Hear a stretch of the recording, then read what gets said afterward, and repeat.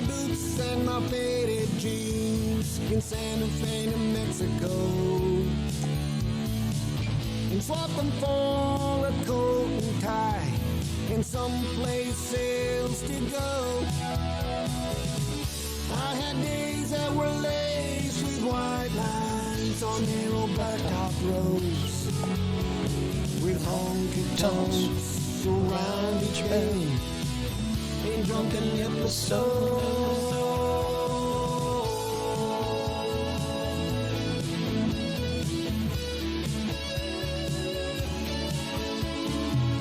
Those flashing lights and them busted fists and women with no name.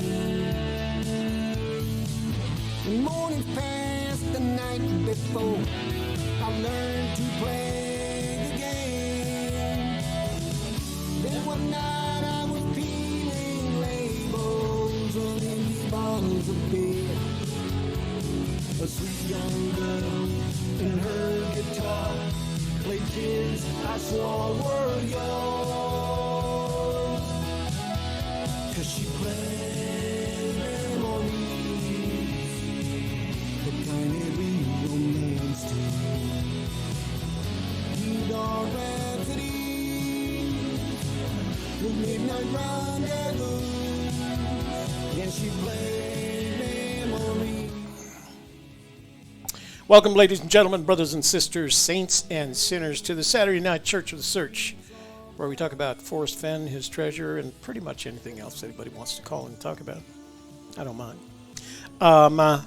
So we're going to open up the the phone lines right early. We do have some emails, and we may even have some texts. But I think I'll save the emails till next Wednesday because they have pictures, and I'd rather have the MTP around handling that. So stick with us. We're going to have a fun night tonight. I'm sore. I did a 40-mile bike ride today, and I'm not burned, but I'm warm, you know? I guess. Sunsets by the stream and old grass beds we made love in and dreamed our silly dreams.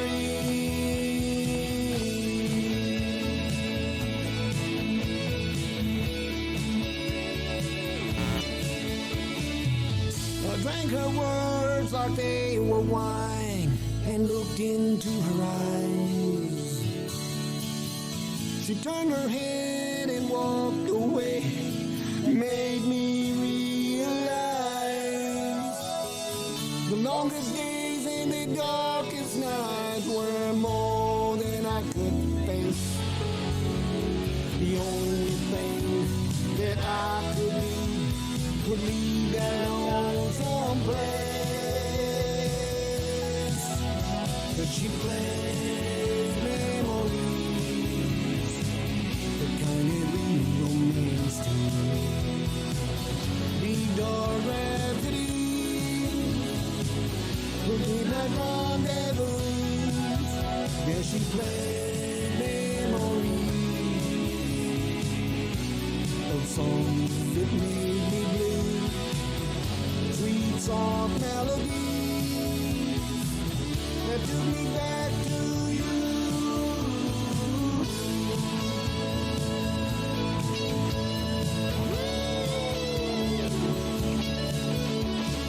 Took me back to you.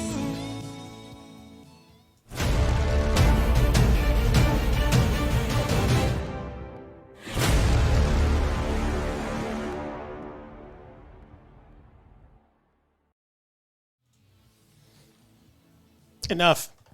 So let's do a little bit of housekeeping, get this show on the road, as the MTP likes to say. Let's get this show on the road. Housekeeping, you want towels? Of course you want towels. Everybody needs towels, especially during this time of the pandemic, because towels will not protect you from the coronavirus. But before you leave tonight, if you like what we're doing here, indicated by giving us a thumbs up, like our video, because YouTube likes it when you like our video, and the Magical Treasure Princess, as you are well aware, loves it when you like our video. Share it with your family, your friends, your neighbors, your business associates, your clients, your customers, the entirety of your social network so that we can continue to grow this channel. And finally, if you are not already a subscriber, this would be the ideal time to subscribe. And after you click that subscribe button, click the notifications bell, ding, ding, ding, because she forgot to bring the little bell. Click that notifications bell, and that way, whenever we launch a live stream, you'll be informed and immediately informed and in the know and not facing the dismal tide, my brothers and sisters, the dismal tide. So I've got a quick question. When is your tutorial on broadcasting? I'm hoping to participate. I appreciate your work. Thanks, Joe Sheeran. Joe, we were planning it for Saturday, May 30th, but we've had to postpone it a week because Saturday, May 30th, where Shelley and Kevin and I are taking our first recon of the season up to Shelley's new location, which you'll find out about. But I will have a landing page. I had a landing page up, and then we changed the date to the following week, and I don't have it in my head right now. So that would be 30th. I'm not going to try and figure it out. But it's the first Saturday after Saturday, May 30th now, because we're going to do our first boots on the ground up there where Shelley thinks the treasure is. By that time, I'll have my infamous map.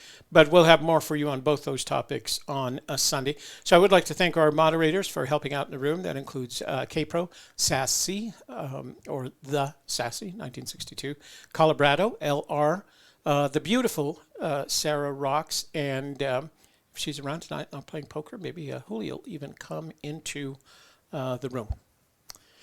So, you know what I feel like doing tonight? Let me see, depending if we can get to, I don't know. Well, it's not going to make any difference. If we get to 150, we don't usually do that on Saturdays. Tell you what I'm going to do. Excuse me, I'm going to stand up a bit. So, as you saw last night on the Fandango, we opened a box from Tony Henman that included the Huckleberry liqueur, which I'm enjoying this evening. And he sent us several necklaces. And since you guys are kind of early adopters of Saturday Night Search, they're all CDs. They're clear stones, right? Look like diamonds. I'm going to give one of those away tonight. So there. Take that, put that in your spike book, but then we'll give another one. We have two of them. So he sent three. I gave one to the MTP, and then he gave me two others, one of which we'll give away next Wednesday night. But let's give one of these away tonight. We'll talk about it. So I'll announce it. Let's let some people come into the room. So there's a lot of people in here who can participate if they so choose. All right. Sassy says you are welcome. So there's several ways to reach out to me while I'm sitting here. One is using, as Sassy did in the chat room, the @ Gypsy's Kiss, including the apostrophe. And that way it highlights it for me in the chat room, and so I can see it before it goes flying by. In addition to that, as Joe Sheeran did, you can send a text message to 202-815-1171, and that's the number right here. Chin number. Send a text message there. I would appreciate it if in that text message you'd include your first name and the state from which you are texting, and then the text message. In addition to that, you can reach out using, well, you can call and leave a voicemail, but I'm going to open up the phone lines here pretty quick. So Candy, we just got a message from Candy. Candy wants to win a sparkle. She does. I'll bet she does. So we'll tell you how to do that. As soon as we get to like 150 peak concurrent, we're at 107 right now. So we'll get to 150. There's the beautiful Sarah Rocks in the room tonight. So we'll give away this. All right? We're going to give one away. We don't usually do this on Saturday Night Church of Search because it is church and things, beautiful stones, should not be given away. But what the heck? It is Church of the Search. So we're going to do that. We're going to give away one of the stones that Tony sent us this week. And it comes in a beautiful velvet case inside a box. And I might even be able to ship this one out. So tomorrow, I went for a long bike ride today. That's why I'm I don't think I'm burned. I'm just, you know how when you've been out all day, you're just warm? Because I started the day doing my backyard chores and then went from there and went out to the bosque and did the full bosque, as they call it, the full bosque. It's 37 miles. So it was a good day, though. Great day. Not too much wind, not too much traffic. I usually wait till later in the afternoon when a lot of the people are gone by then. So it was a nice ride, really enjoyable ride. But I'm sore, and these chairs that we sit in here in the studio aren't the most comfortable chairs in the whole world. But hey, I'm not complaining. Oh, you know what? You're not going to hear this, right? OMG. Yeah, you can't hear that. Because I'm not Bluetoothed up here. Hang on just a sec. Let me get this hooked up here. Bluetooth. Broadcaster.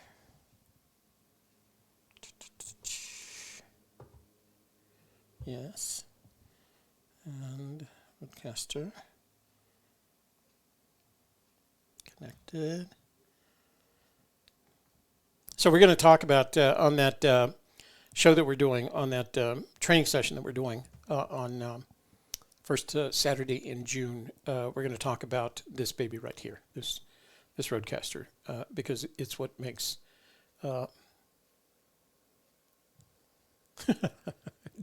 Jim says, he sent me a picture of him with a drink watching on his big screen. Cheers.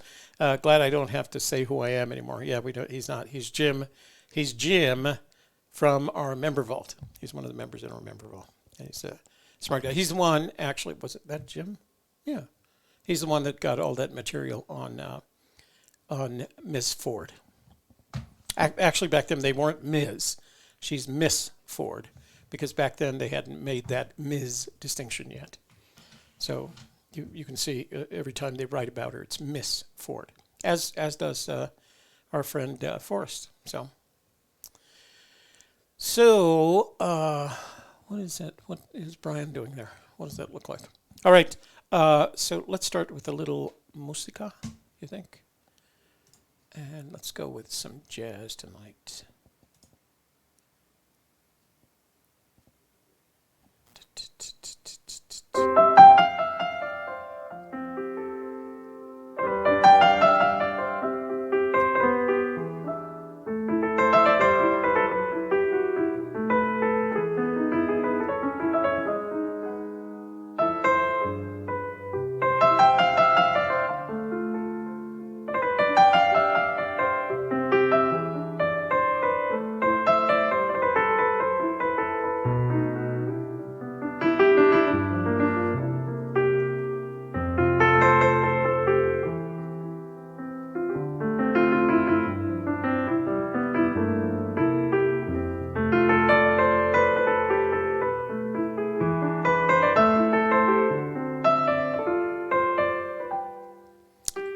So, let's turn Shelly up. Phone lines are officially open, so if you want to call, feel free.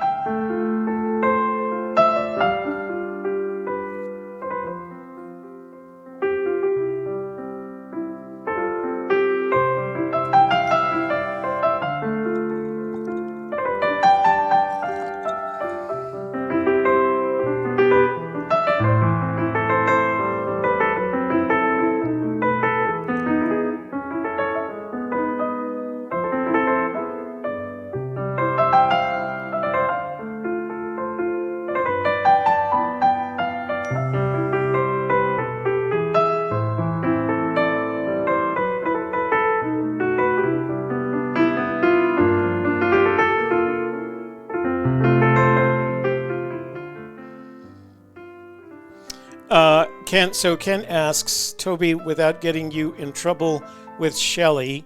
Can you tell if water's high is actual or metaphorical?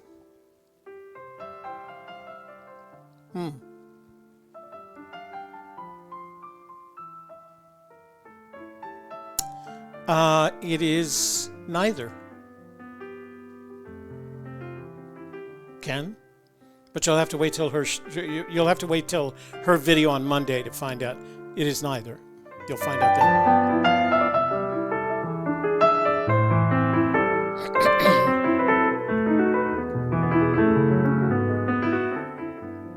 Hey, Pirate 45 Frank. First of all, the Mavic Air 2 is from a line of drones that have gotten progressively easier to fly because of their innards. They have basically computers that fly pretty much for you, and you don't have to know a great deal about it. You have to know the basics. You have to know what the sticks do, but almost everything else it does. And there are, at last count, the last time I looked, 80,000 videos on the topic of the Mavic Air 2 on YouTube. So just enter Mavic Air 2 how to fly or intro to, and everything you need to know is there. It's amazing how fast this stuff comes out.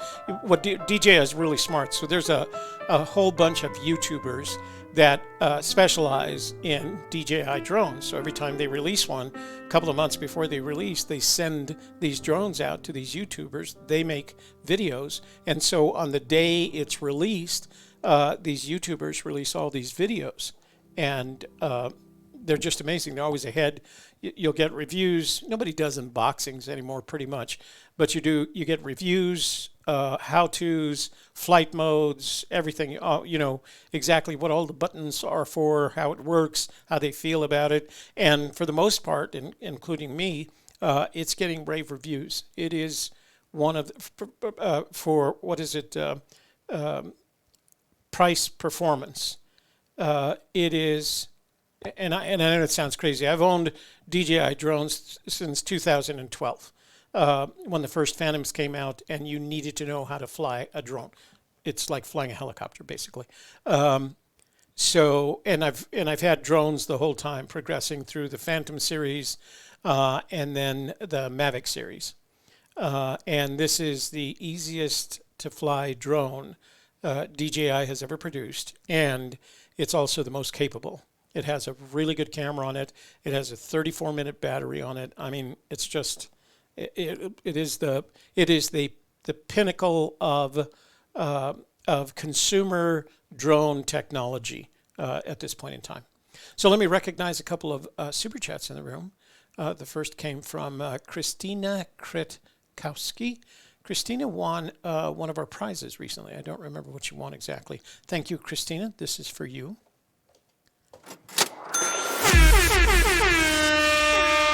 And because you hit the $10 mark, you get one of these too.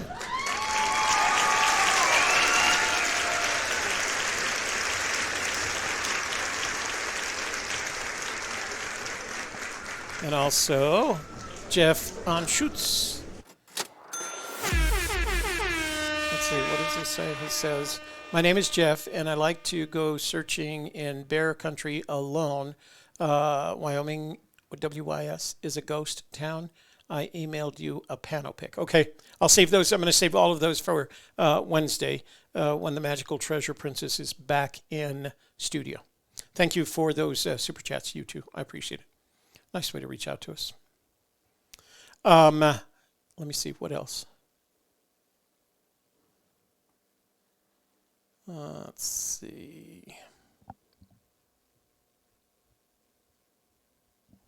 All right, let's go back to playing some music.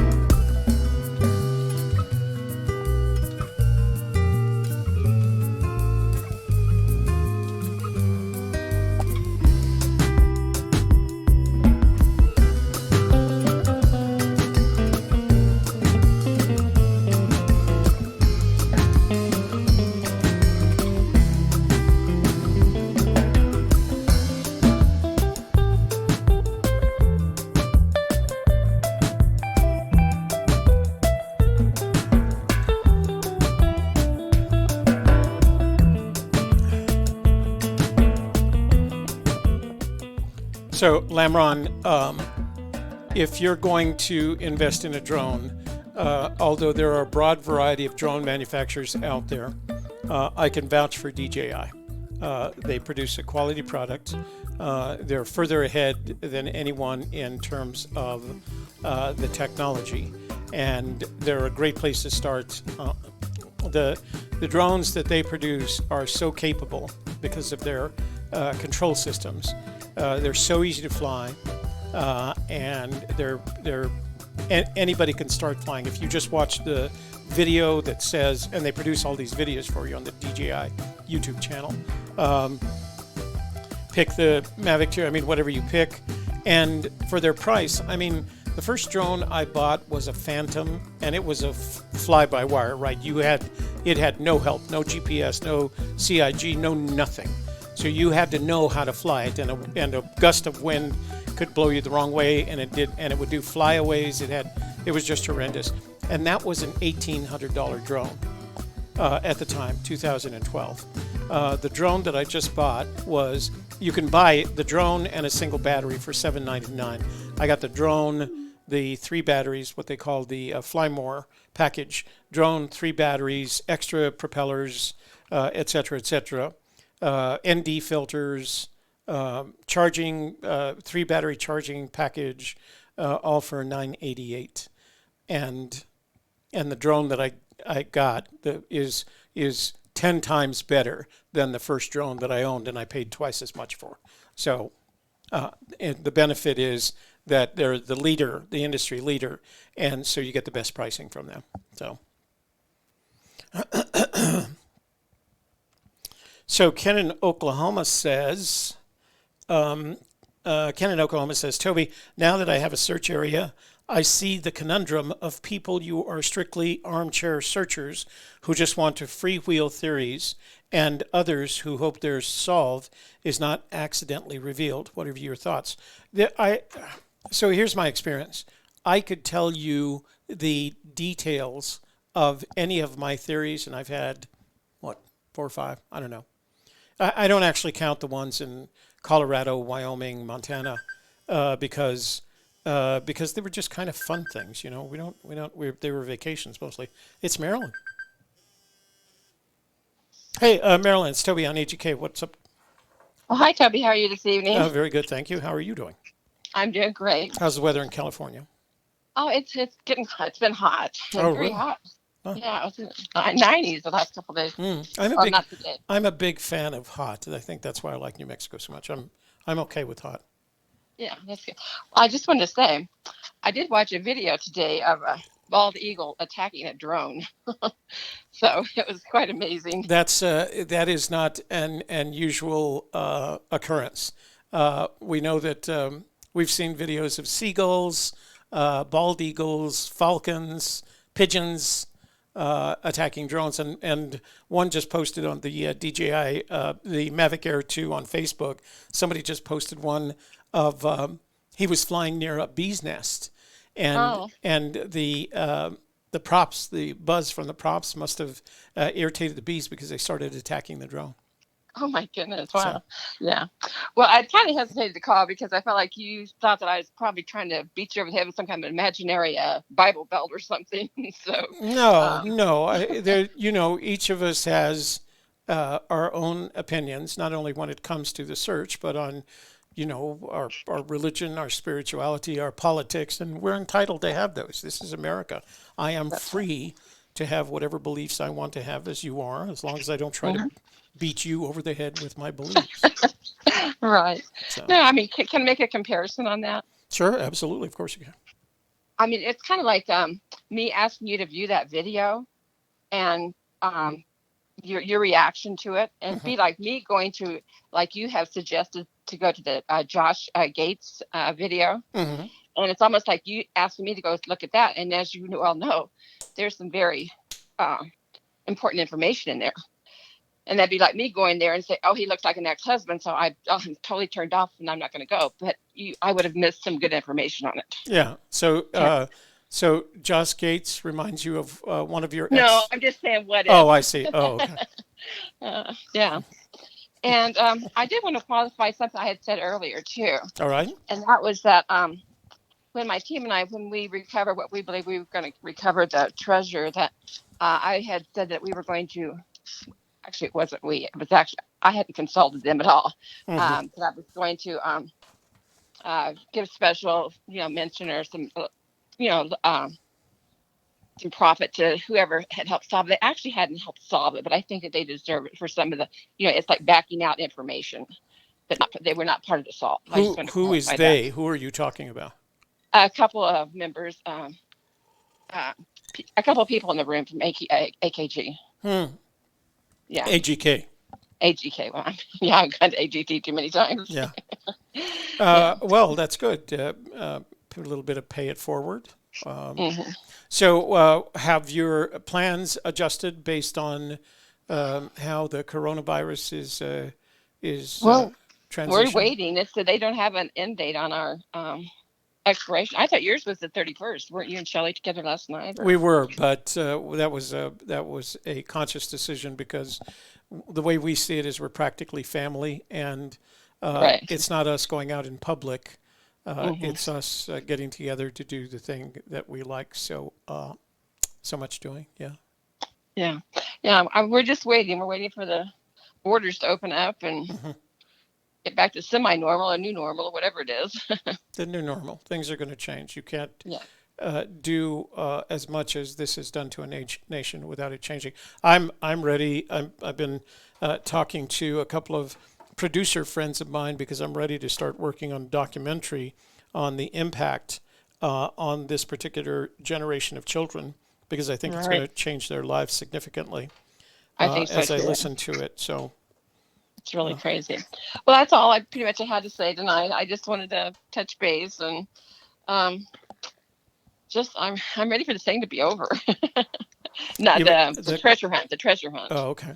Yeah, we're all ready for the virus to be over. It's not going to be quite that way, but there's not going to be a date upon which we can say, oh, it's all gone. It is now a part of our nature, and will be so for the foreseeable future. So we just have to adjust to that idea.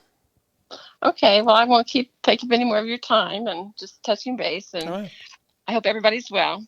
On my side, they are, and I hope the same for you as well. Same here. Okay, well, thank you so much. My pleasure. You have a good evening. Thanks for calling. Bye-bye. Bye-bye. To Jeff, didn't you just do that?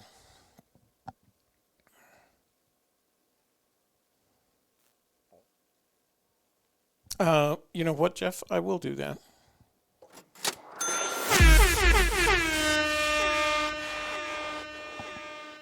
Let me see if I can get this is it's not like I chose it, Jeff. It is the latest model from DJI. It's called the Mavic Air 2. I owned up until about a month ago or so.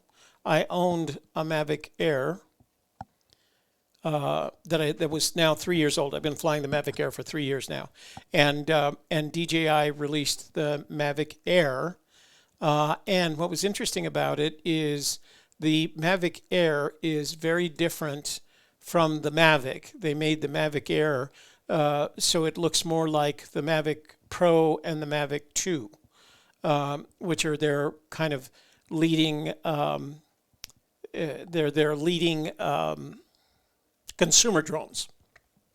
So this is so they have a lot of drones in the professional space as well, but this is it right here. That's the Mavic Air 2.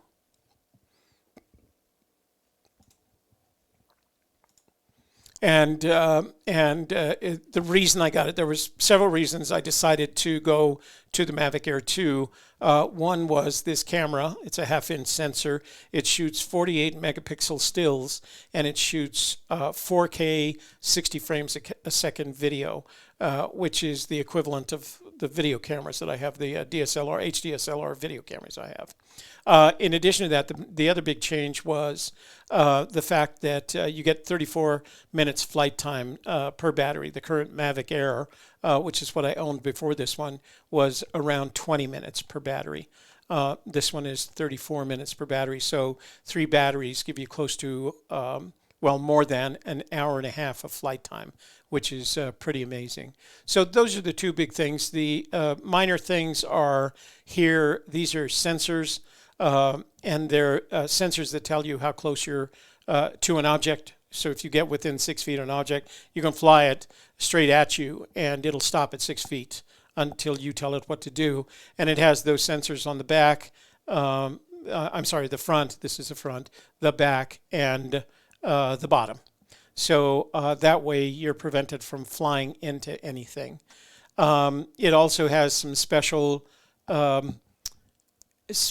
routines. So if you wanted to get a shot flying around an object, for example, let's say Shelley was out in the field and I wanted to get just a round shot of her. I don't have to fly that route. I just enter it in, pick her as the target on the screen, and once I say go, it flies the route for it.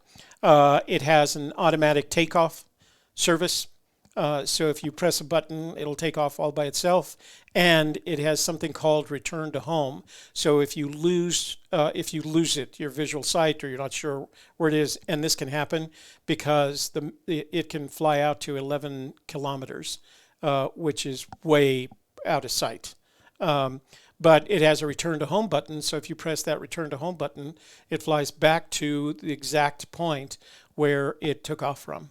So it is pretty much a computer-controlled flying wizard with a beautiful camera and lots of airtime. And again, I'll go back to my original Phantom, the one that I was flying in 2012.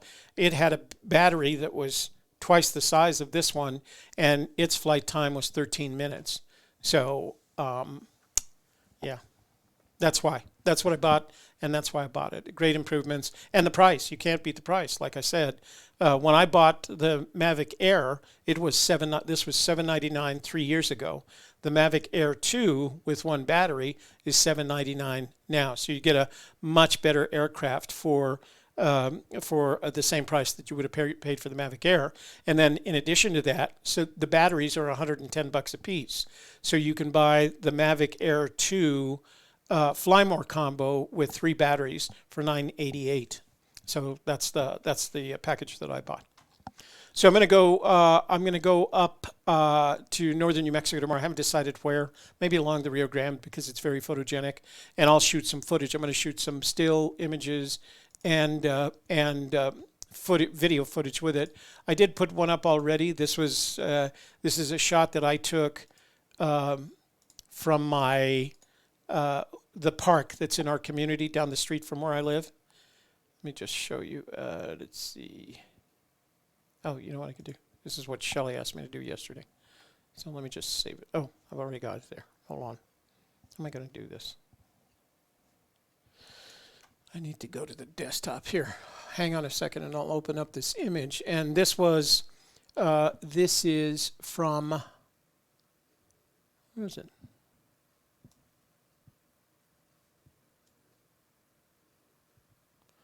This is from a park in our community down the street.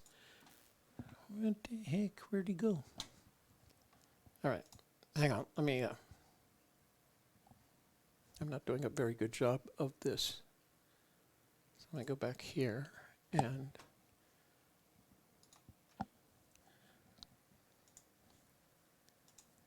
Yeah, see, it doesn't blow it up for me. Let me... Just give me a second here. Ta-da.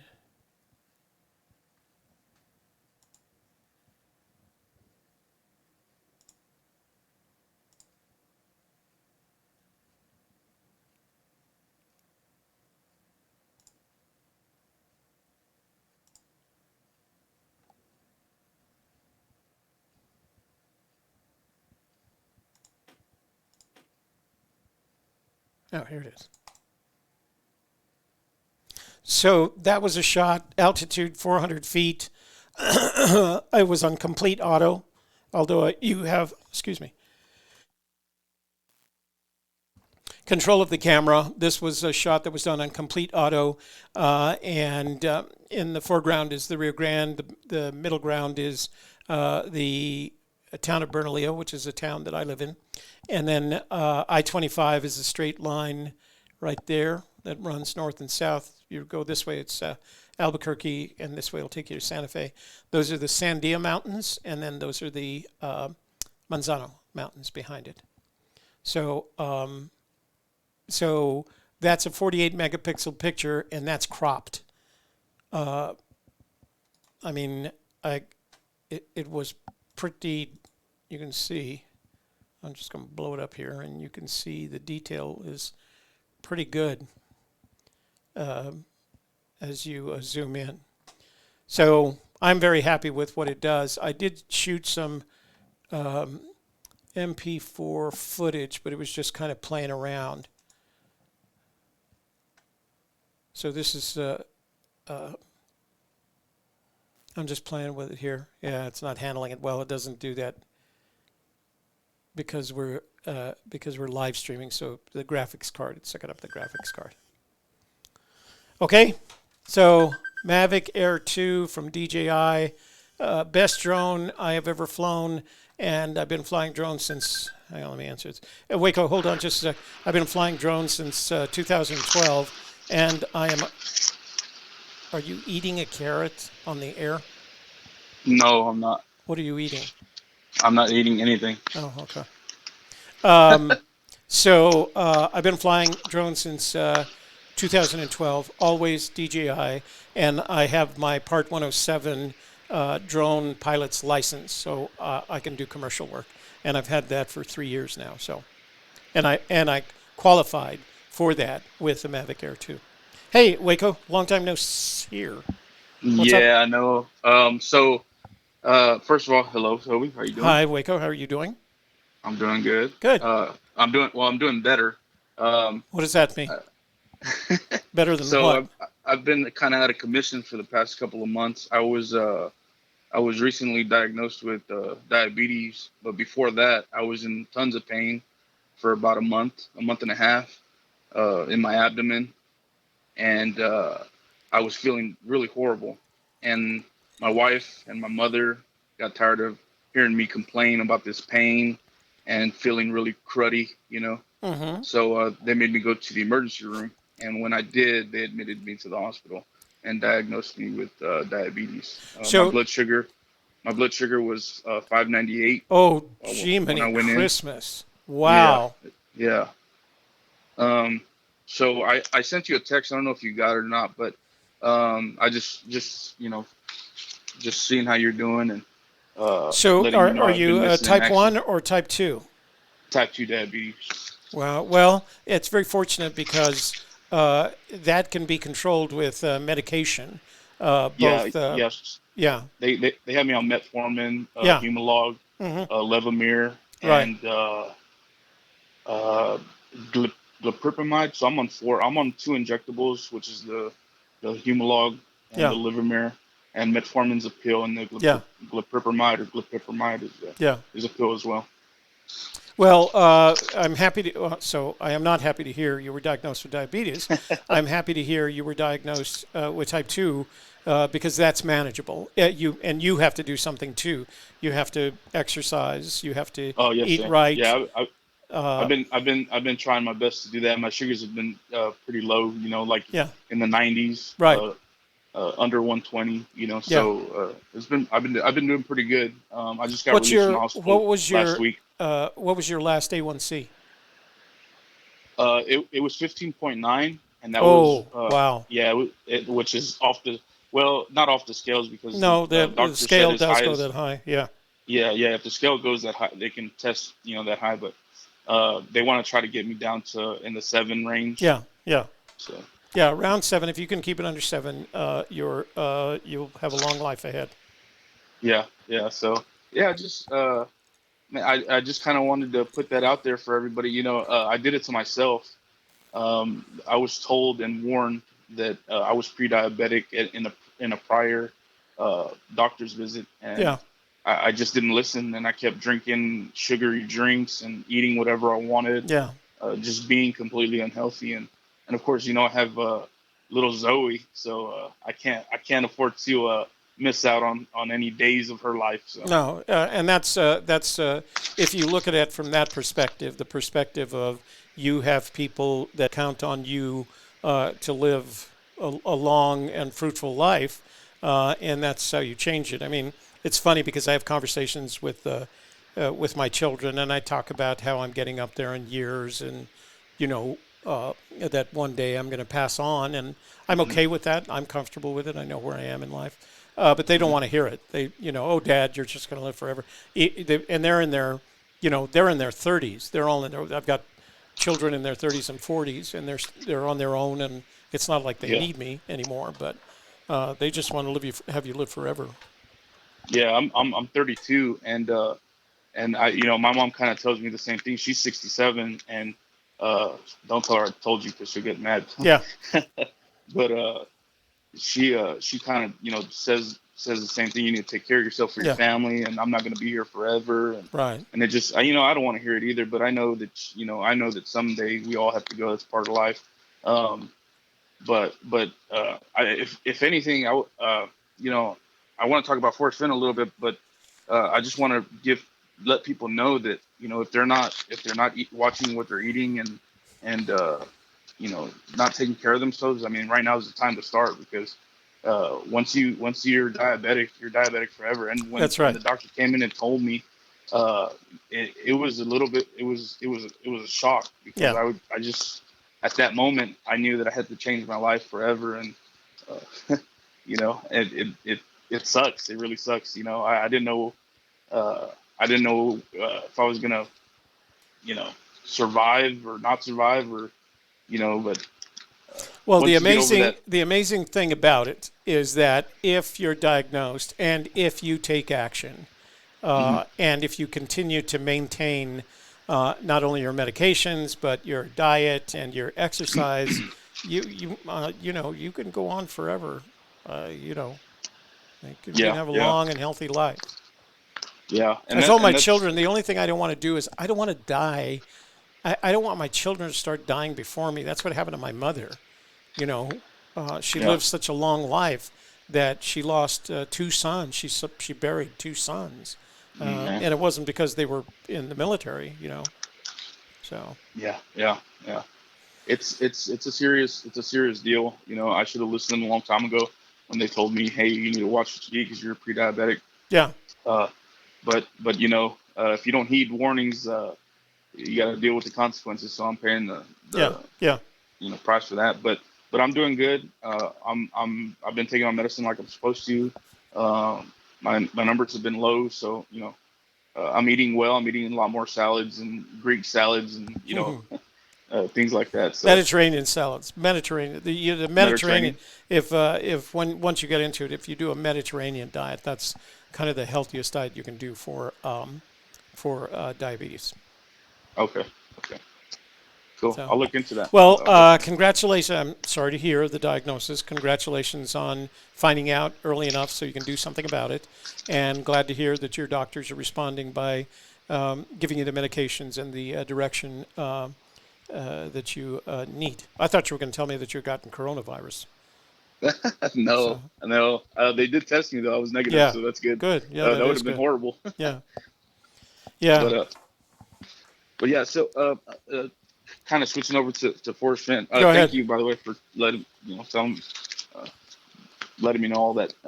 But kind of switching over to Forrest Fenn. Yeah. I kind of have a little itch that's telling me that in one of his interviews, he gave us the general area of where his special place is, and the general area of where he hid the treasure, and it's in Montana. And I know that last time we talked, a long time ago. In your opinion, it's in Montana. In my opinion, yes. Yeah. In my opinion, yeah.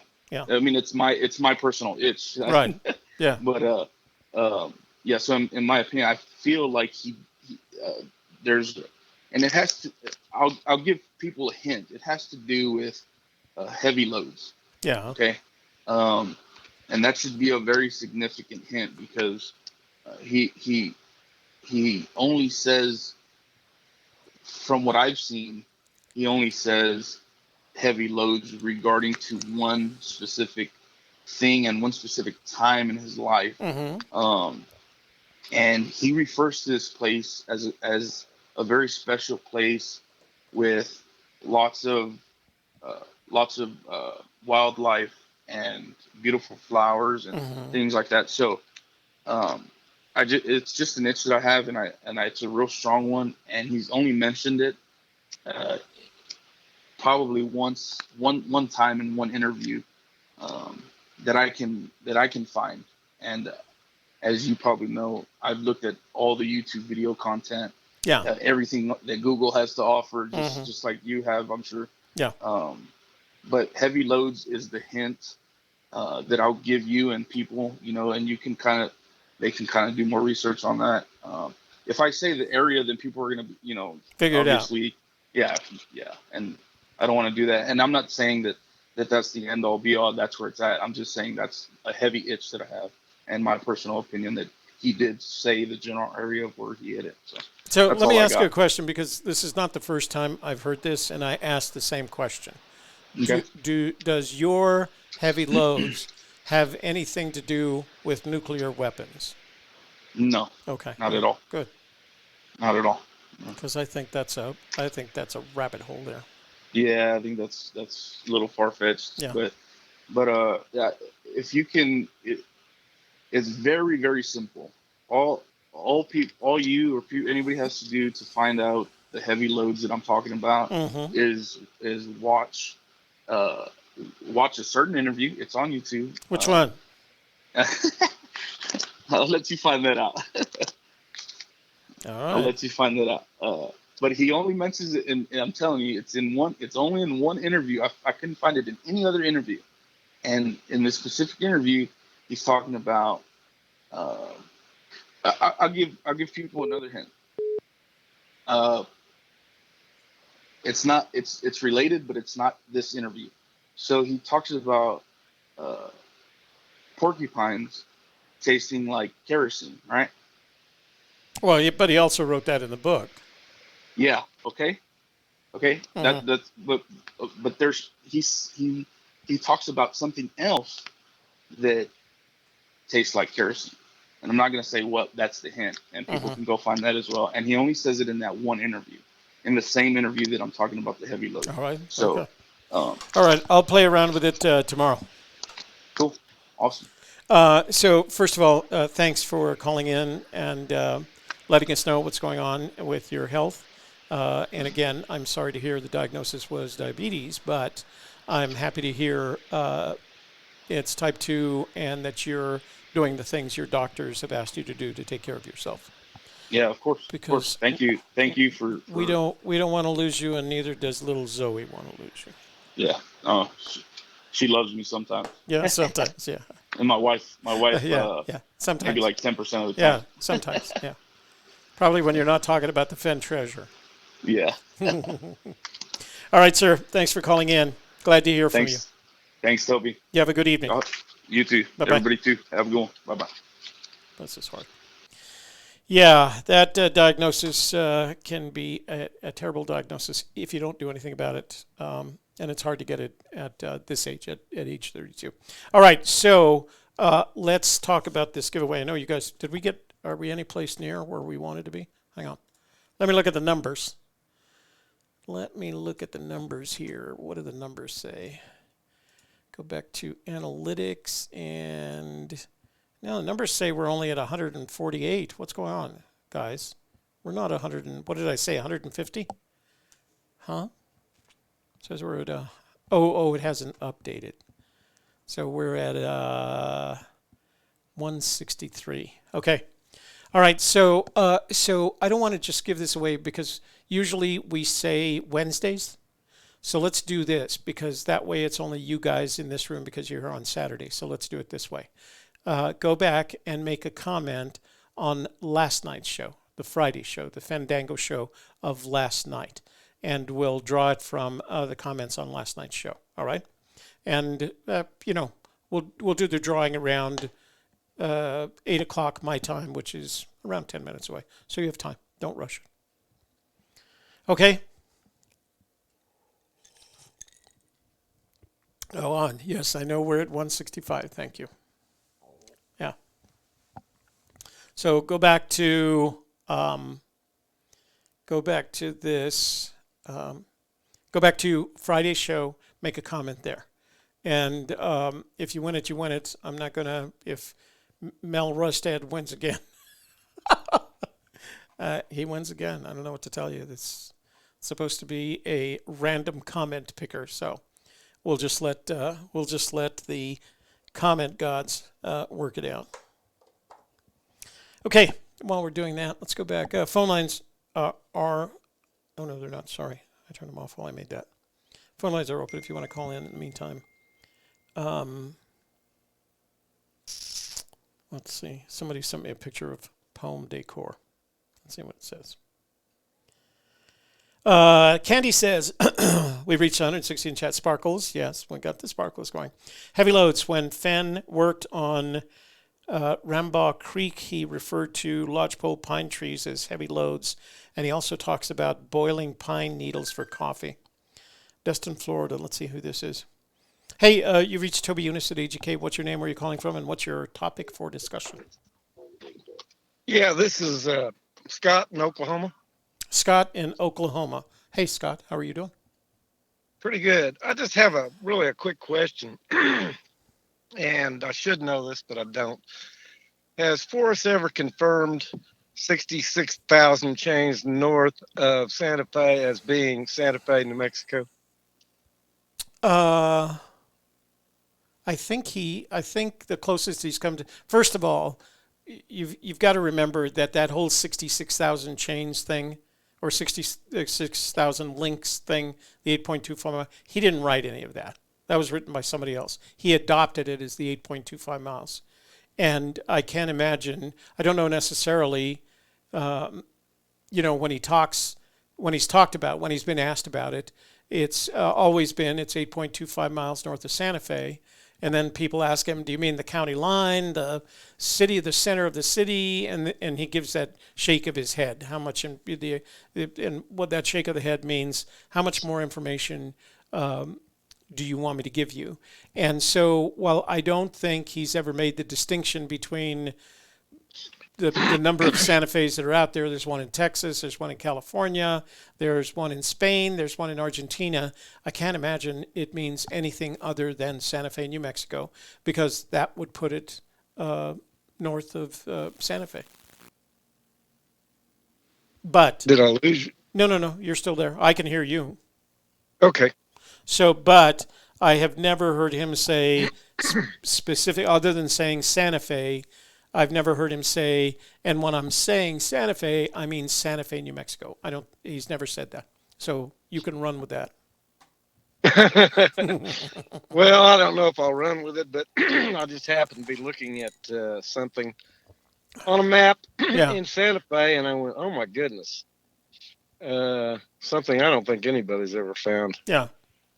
And I thought it was very, very strange. And I thought, I wonder if he ever confirmed that was New Mexico, because I'm always suspicious of his subterfuge. Well, he is, but he's never been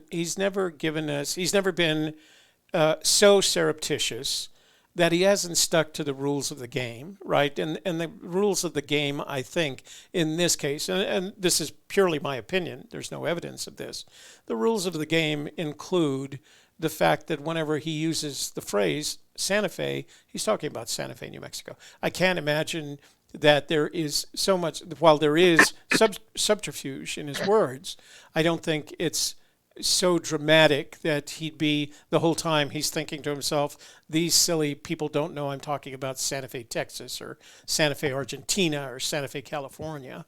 I don't think that's in the rules of the game. I think the rules of the game are, when he says Santa Fe, he's talking about the place that he's living in. Well, I'd like to believe that too. Yeah. I'd like to agree with you. And I have a strong tendency to agree with what you're saying.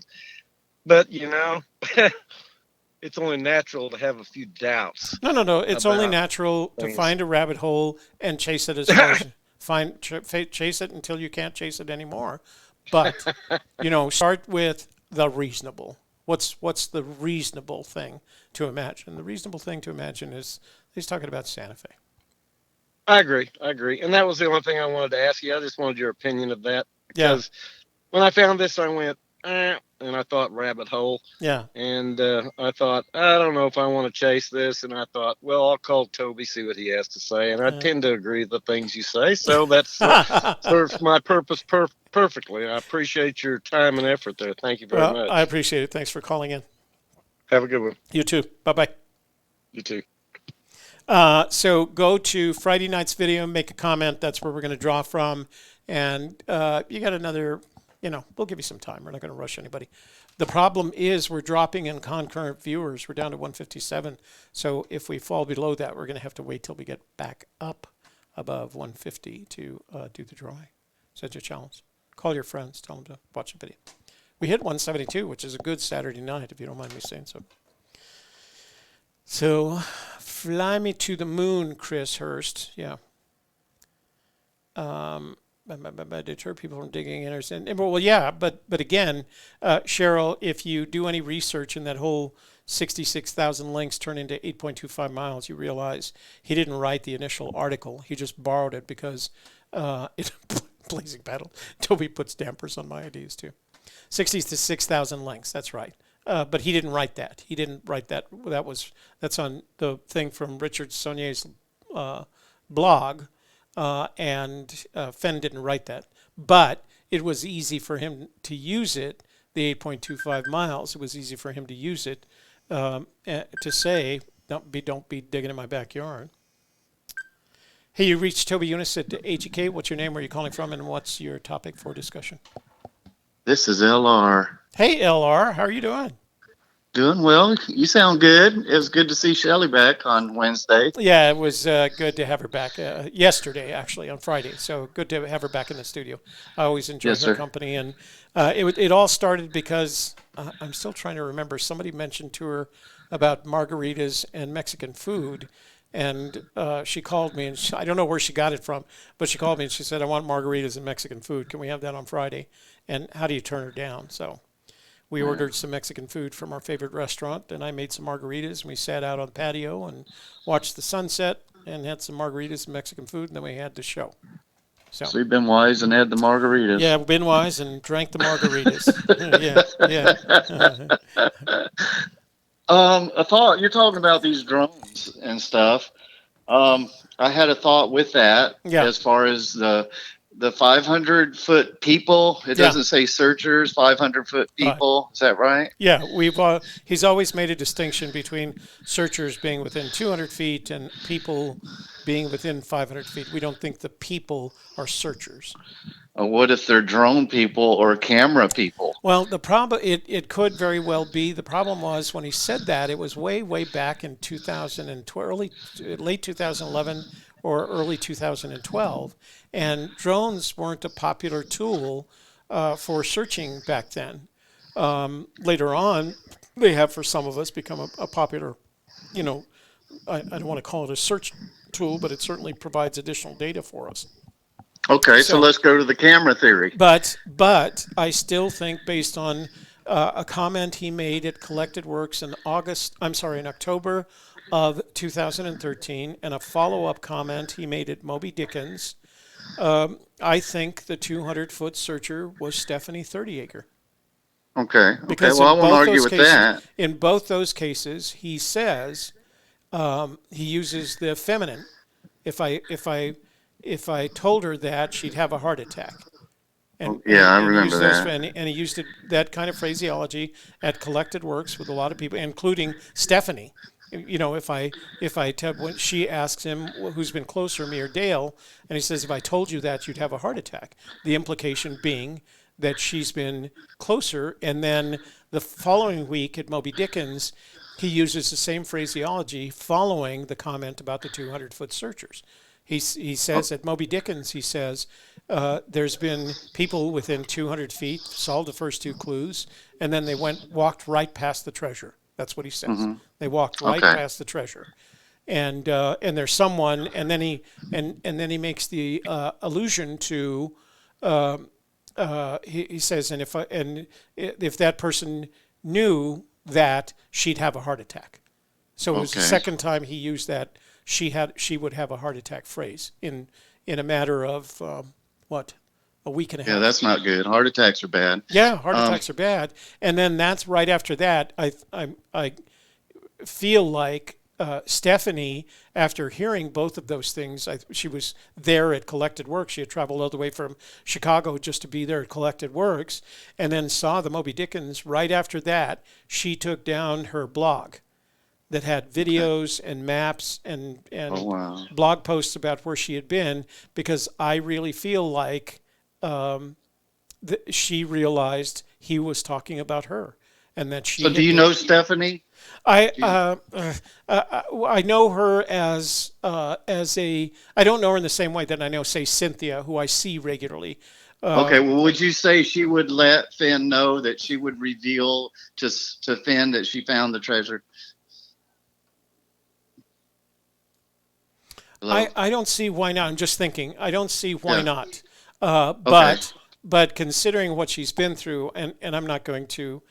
I'm not going to describe her life since then, but she's had a very difficult life since then. By the time he said that, she had been in states where later on he had to say there's no treasure there. She had been in Idaho. She had been in Arizona. She had searched in a couple of north central United States.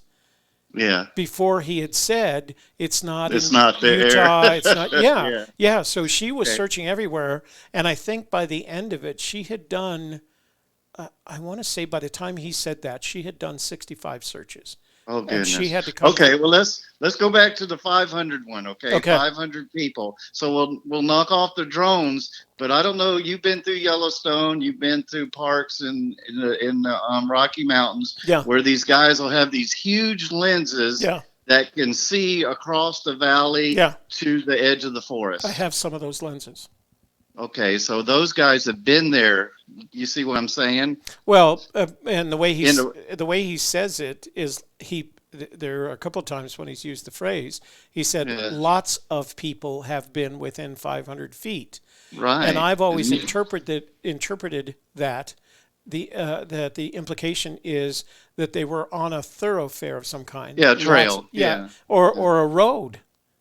Right, true. But they could be on a road that's way across the valley with their camera that'll give them right next to the woods, to where you have to be brave and in the wood.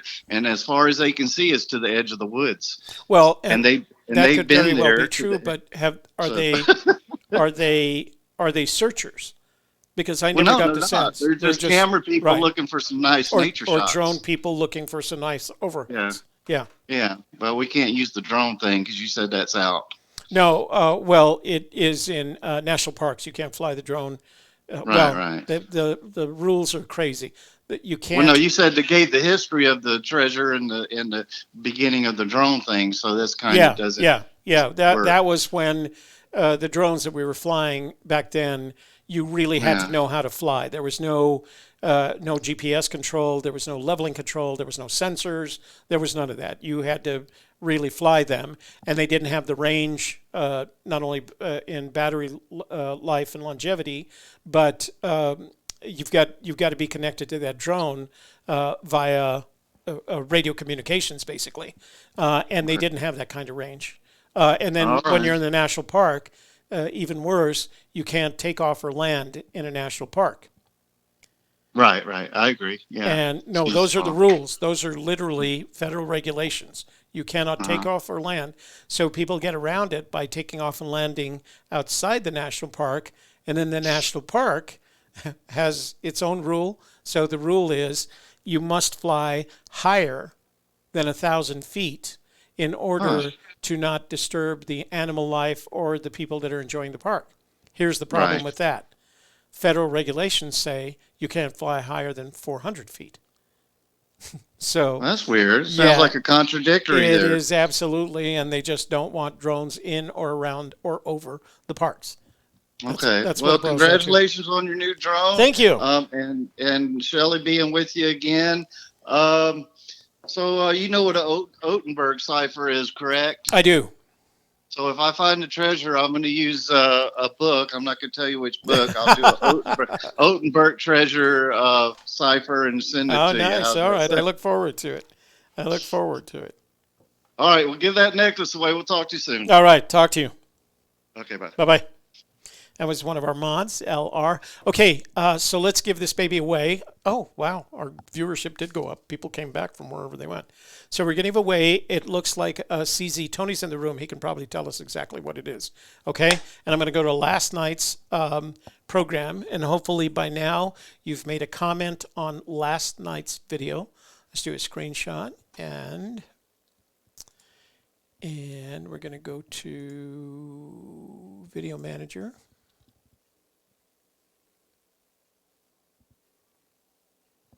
Okay, make sure last night's, not last Wednesday. We'll use last Wednesday's for next Wednesday's show. And let's see if Candy wins some sparkle here. So that was Friday Fandango, is that right? Yeah. May 15th, yeah. So that's where you need to make a comment. Let's copy that, and we're going to go to commentpicker.com.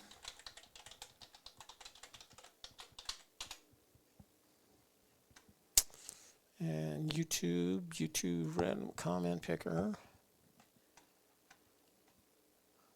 So there's a 52-48 chance that a woman is going to win this prize. Those are the odds. Oh, not there. Not downloading thing. All right, we'll put the link in here. And we'll find out how many unique comments there are, unique commenters. 67. Good job, you guys. Wow, you took this seriously. Let's do the drawing. Da, da, da, da, da, da, da. Otis Mago. Oh, he's an occasional person, right? Otis. And he hasn't won.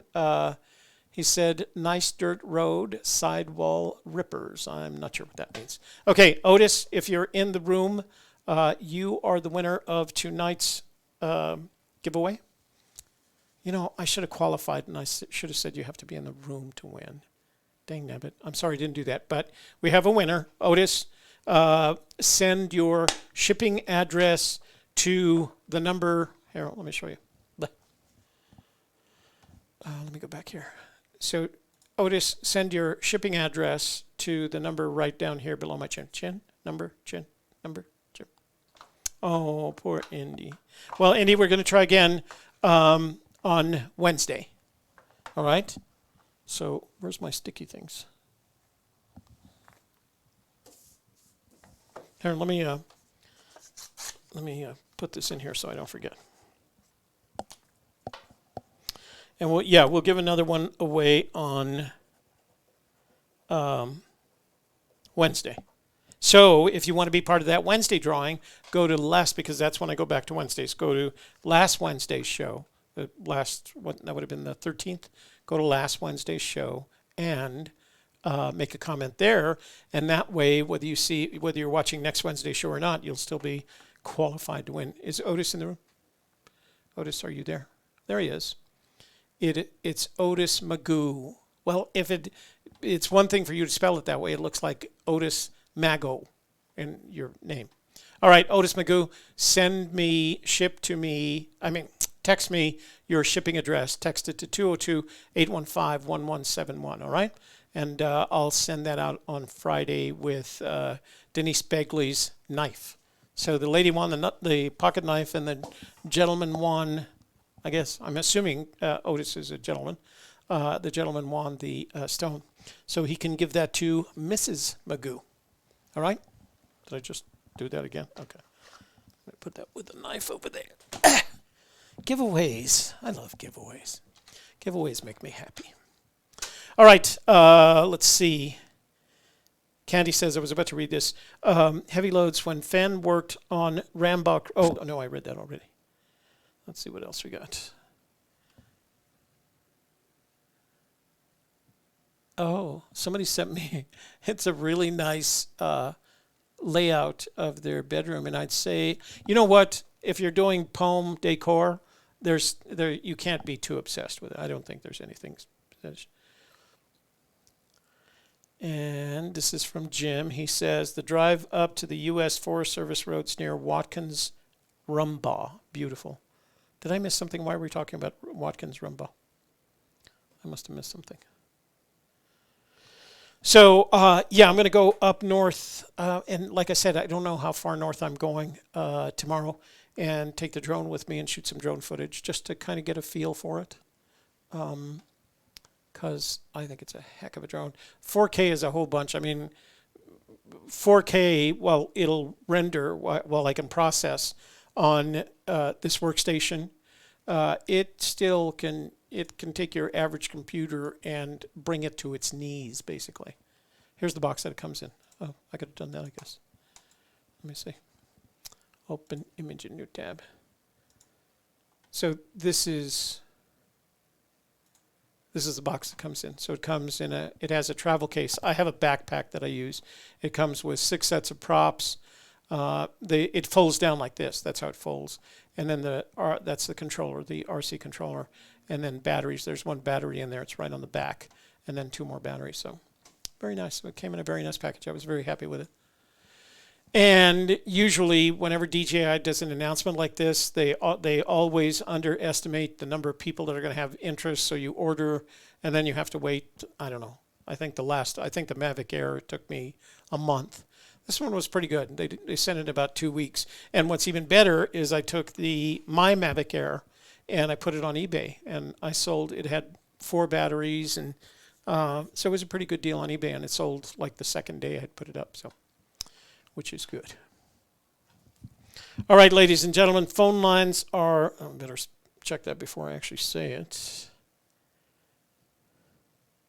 Phone lines are open. So if you want to call in, chat, we still have 45 minutes. We got plenty of chat time. Access granted. Yeah, access is granted to the phone line. I don't know what this is. Joke drum.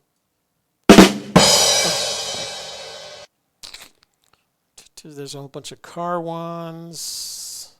Oh, we'll have to use this every once in a while.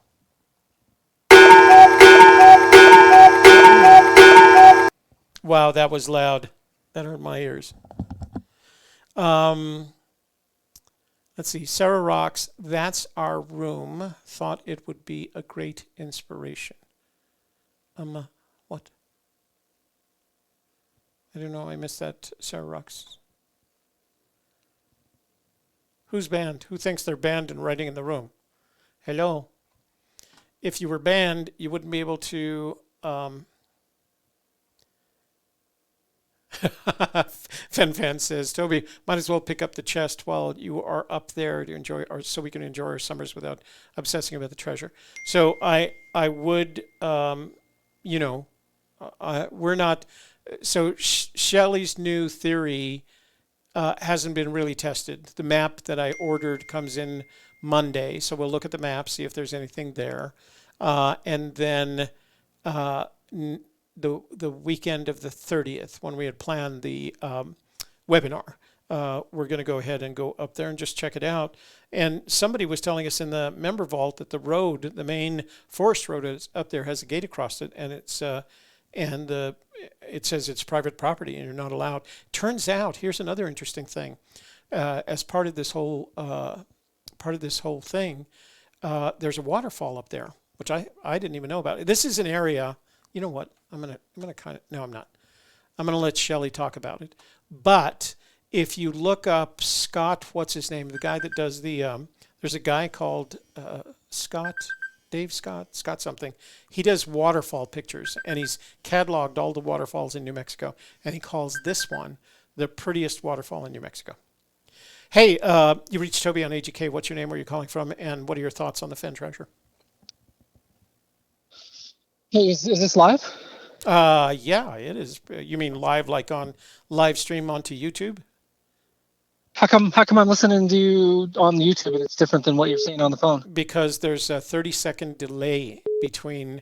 So what I'm saying right now. Okay. What I'm okay, saying no, right I now. got it. That's why we tell everybody to turn off their computer. Otherwise, you get caught up in trying to figure out what's happening in 30 seconds.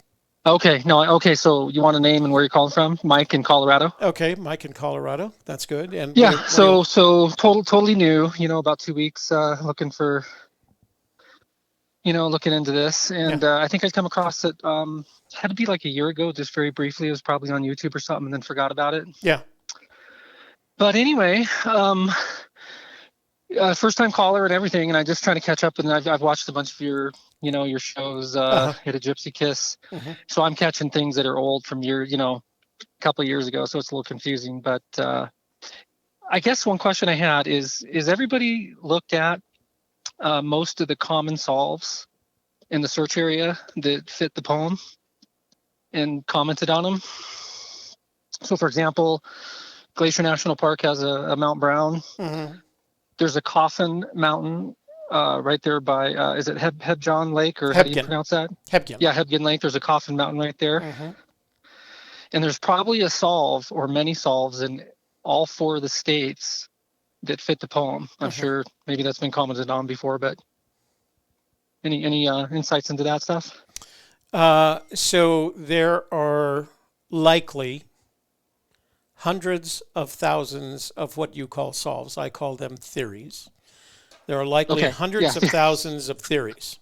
They are divided amongst the 4 states, and I would say about half of them are very focused on the areas that you would call of common interest, right? The Firehole River, Ojo Caliente, the place, Baker's Hole, et cetera, et cetera. In New Mexico, there's Cimarron Canyon, there's Red River. So the challenge, the thing that you have to consider is that you and I could go to what we think, but let's say you and I had developed exactly the same theory. And it took us to, let's say, your Brown Mountain, right? And we used the clues to kind of figure it out from there. We could go, and I went on Friday and you went on Saturday. The simple fact of the matter is we're talking about 1 square foot of treasure versus, I think I calculated 18 quadrillion square feet in the Rocky Mountains. Yeah. So it's a big area. You and I could share, and there have been what let's call them the common theories. There aren't a lot of them, right? There aren't a lot of theories that are common to people. There are a lot of people. I know there are a lot of people looking in Cimarron, the Cimarron Canyon area. I know there are a lot of people that looked in the Rio Grande area. There are a lot of people in the Jemez, the Valles Caldera area, but it's such a small package in such a large area that you and I could have exactly the same set of natural features that we're looking for, and we would still wander around for a week or 2 looking for that 12 by 12 by 6 inch box.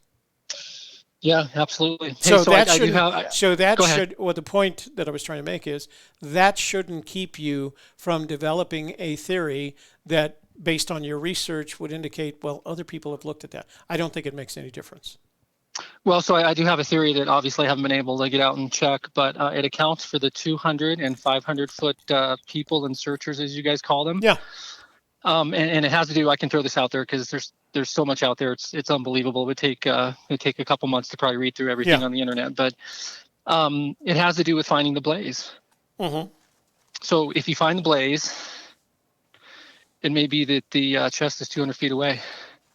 So I'll tell you what he said about that, right? So in the poem, of course, he says, "If you've been wise and found the blaze, look quickly down, your quest to cease. The implication being that it is the equivalent of a treasure chest somewhere at your feet. Now, you may be looking down a crevasse or something, right? But you're at that point, ideally, you're on top of the treasure. You just haven't looked for it. Okay, so that's the first thing. The second thing is he's never connected that. I mean, the things that he said is don't look for the blaze. If you go looking for the Homa Brown or the blaze and you skip his clues, starting with begin at where warm waters halt, you're never going to find the treasure. He's told us that in the past. Sure. He's very clear about that. Don't, try to figure out what they are. The little girl in India can't get past the first two clues.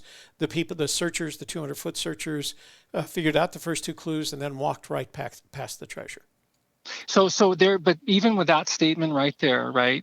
How could you possibly get to a point where you walk right past it with only the first two clues? I mean, that doesn't make any sense, right? Well, he says they walked right past the other 7 and past the treasure, right?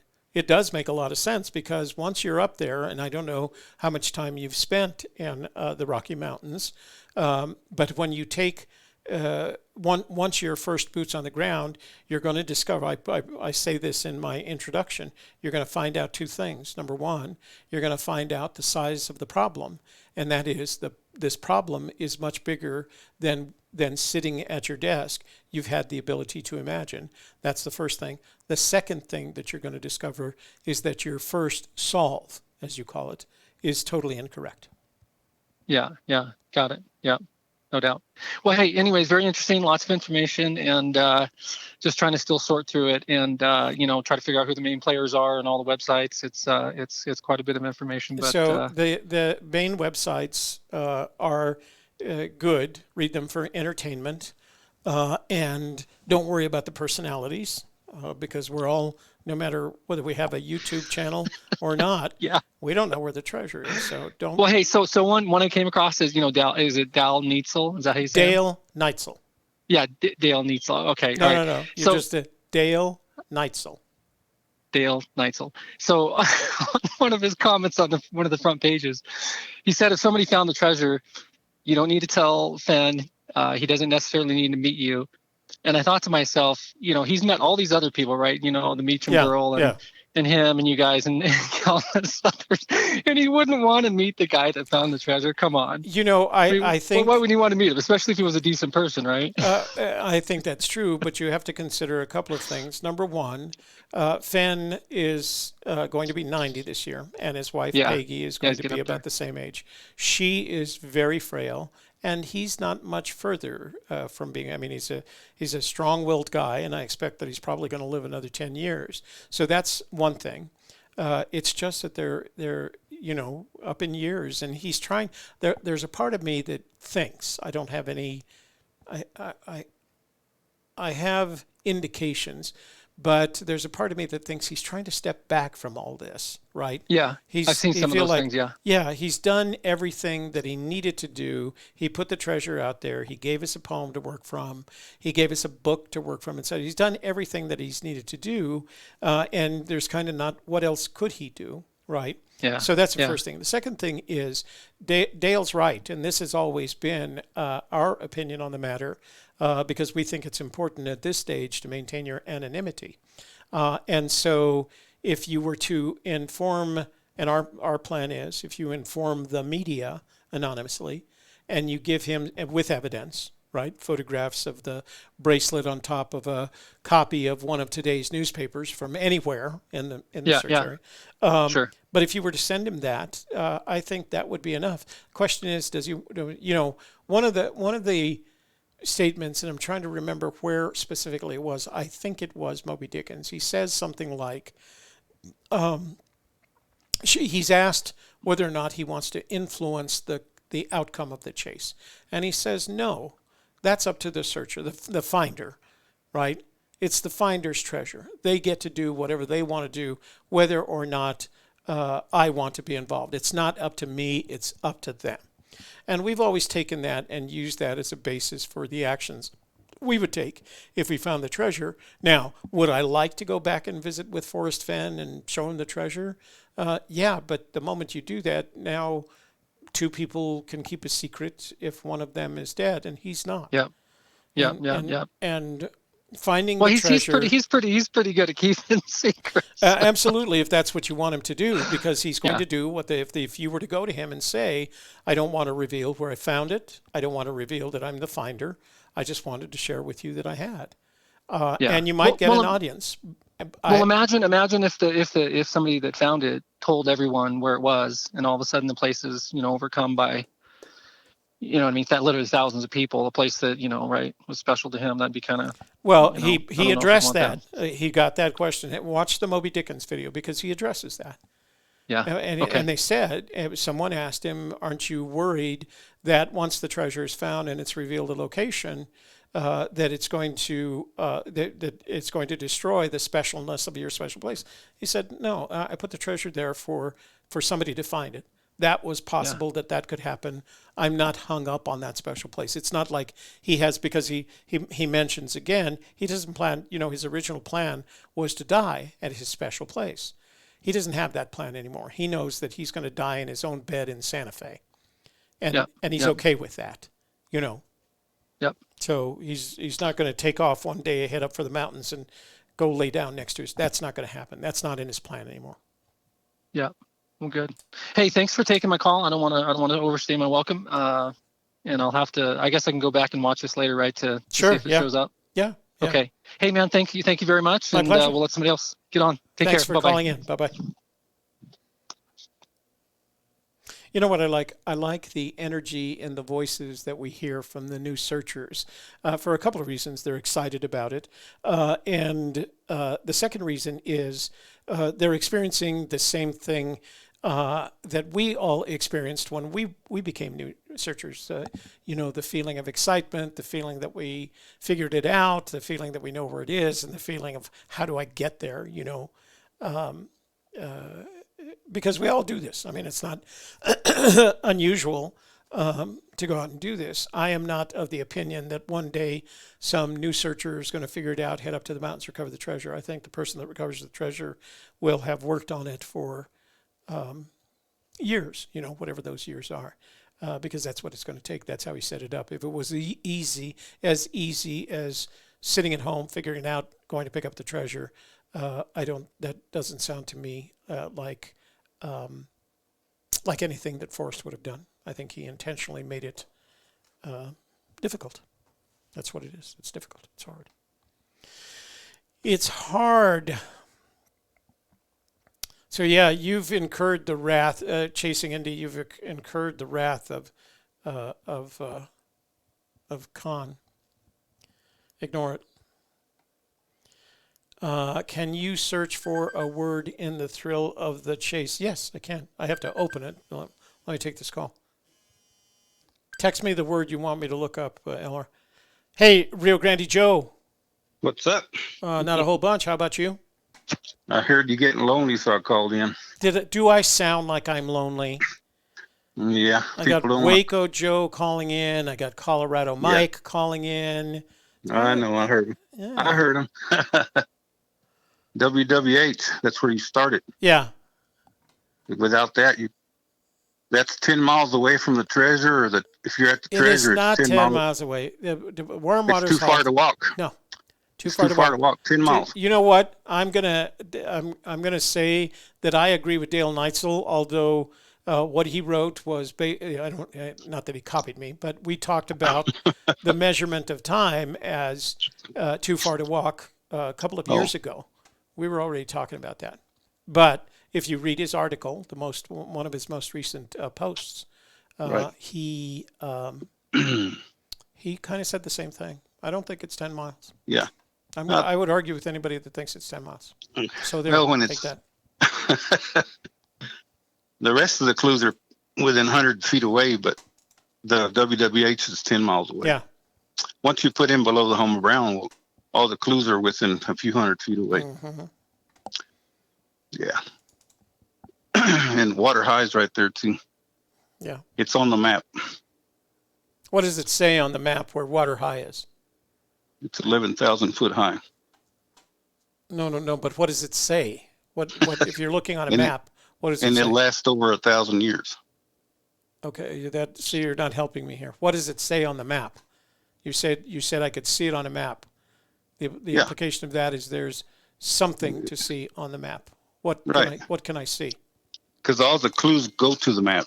He just didn't write them out. Oh my God, we're going to have one of those calls. This already sounds to me like one of those calls where you say things and they don't connect. Who did I talk to last night? I was talking to somebody last night, and we went through the same thing where you're just throwing things out there, but well, he said get in your car, and that's the way you start the search at WWH, in your car. Yeah, we know he that. Didn't say, we've all heard that. And you got to be in your car because it's 10 miles away. It's too far to walk. No, he's never said you have to be in your car. He says you have to get in your car and drive to where warm water's halt. And that's where you start. You're on the highway. No, that's your interpretation. I could have exactly the opposite. I could drive to warm water's halt, and there's no reason that anything he said, that there's nothing that he said that would indicate to me that I can't get out of my car right there. Well, you can, but it's too far to walk. All right, so explain this. Moby Dickens. We heard it last night. We played Moby Dickens the other night in the members' vault. Mm-hmm. He was asked about searchers. He said searchers have been within 200 feet. And then he says some figured out the first 2 clues, and these are his words, walked right past the other 7. Because they didn't know they were at the first clue. So so if you're walking right past the other 7, no, they did know. They figured out the first 2 clues and then walked right past the other 7. Where in that phrase, and those are his words. Yeah. Where in that phrase am I driving a Jeep? After they pulled in below the home of Brown, that's where they started walking and walked past them. No, that's 10 miles that's after. not what he said. That's not what he said. You're changing his words. He said they figured out the first 2 clues and then walked right past the other 7. So here's what it means to me. They figured out where warm water's halt and the canyon down. They're standing there in the canyon, and they headed down the canyon and went so far they walked right past the other 7 clues and the treasure. Well, you're going towards the canyon down. You're not in the canyon. No, from you know what? WWH. I'm going to start. I used to say flashback. Now you're throwing. You know what it is when what is it? What was that song? Puff the Magic Dragon, a C-130, the fully armed C-130, where they put 20 millimeter Gatling guns and howitzer cannons, and you ask it to come in, and it basically wipes out. But if somebody starts shooting at C-130 or a B-52 or any other any other military aircraft, I'm just saying this they for drop something. They drop something called chaff, and the chaff is these little stainless steel sheets, little tiny, and they float and the idea is to distract the armaments that are headed in the direction. What you're doing now is I'm not even going to call this a flashbang. Now you're just throwing chaff. Stop throwing chaff. Oh. And heavy loads is mechanical. Heavy loads coming in, heavy loads going out. You have to figure that out. I'm not going to do it. Okay. And the 200 footers. Because you still can't answer the question that I asked you. How is it that Forrest Fenn said that searchers figured out the first 2 clues and then walked right past the other 7? Well, in their mind, they figured it out 50%. They weren't 100% sure. No, I agree with you, but where in that description of what's a searcher's behavior is Fenn saying, and then they got back in their truck and they drove up the road and then they came back 10 miles down. He does not talk about a Dodge Ram. No. They figured out the first 2 clues, then they got in their Dodge Ram and they went past all the other clues. That's not what he says. Foot away. He uses the word walked. They walked right past the other 7. When they parked in below the home of Brown, they went that's past not them. what he says. He says they figured out the first 2 clues. Right, and that's the second clue or so. Right? So in your in your chaff-driven brain, which clue is the home of Brown? Well, there's two, whichever one you want to look at. The home of Brown, it's on the map too. You just got to look it up. Here, hold on. Somebody's debating me in the room. I'm gonna open up my copy of let's see, file open Moby Dick. Remember, everything's on the map. It's just got different names. You just got to find them. He said everything's on a map, like a treasure map. But he wouldn't tell you the right names. You just got to find them for yourself. Mm. Like Water High, it's not a waterfall. It's the name of a place on a map, and I'm telling you, it's over 11,000 foot high, and it's going to be there for 1,000 years. They might change the name of it, but it'll still be there. WWH, same thing. You start on the highway, and you drive. He said take it in the canyon down. He didn't say drive it while you're in the canyon going down. He said take it to the canyon, down the road 10 miles. No, he didn't give any distances. He didn't say drive. That's your interpretation. Well, but because you're driving. He's take your car and start it. No, he's in never. Your car. Right. He said, based on that question that Christy asked him, he said and it was even better because he teased her about it. He said, how do I start? Or that New York, that journalist from New York, how do I start to finding the treasure? He says, well, you get in your car and you drive to. Yeah. Oh, it's in PDF. Melinda Cash got it right. She's on the.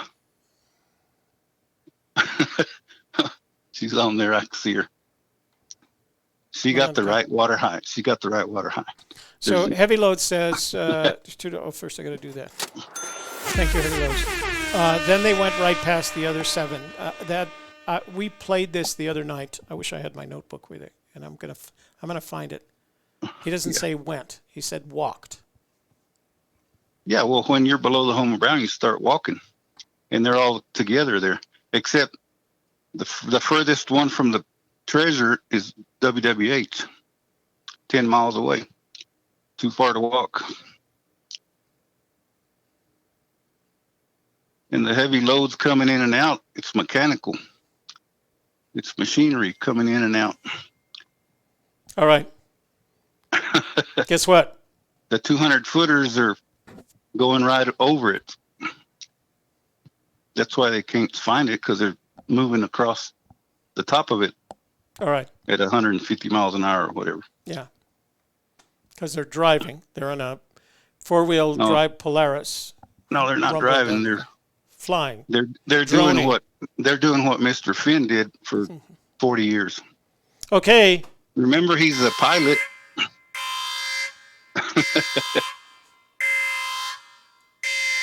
Guess what that means? Uh-huh.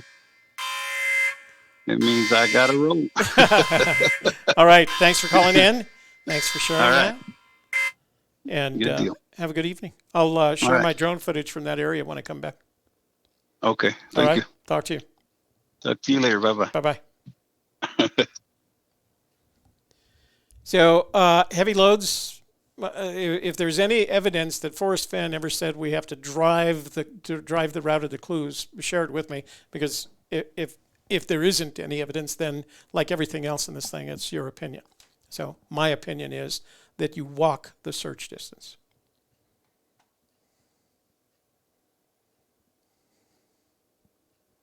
Yeah, see, now you're interpreting. He may have said walked in the interview, but he meant went past, in your opinion.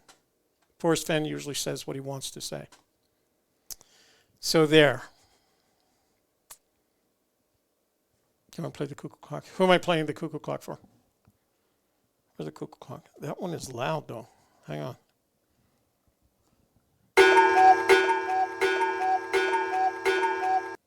So here's what I want to know. How do we get Rio Grande Joe to tell us something that isn't the same thing that he's always said? Because he doesn't now Heavy Loads is something mechanical, right?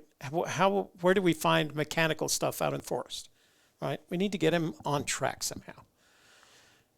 Too far to walk, Clara, is pretty evident in the poem. Heavy loads. I will challenge that comment because it was pretty evident.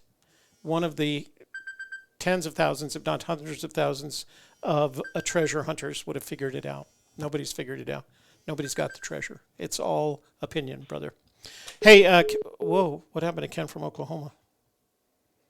Ken, you hung up on me. Sorry. Pretty evident. There's nothing evident in the poem. Nothing. Because I'm saying if it was all evident, if Warm Water's Halt is evident, somebody would have figured it out. Here we go. Lubbock? What the heck? Lubbock, Texas.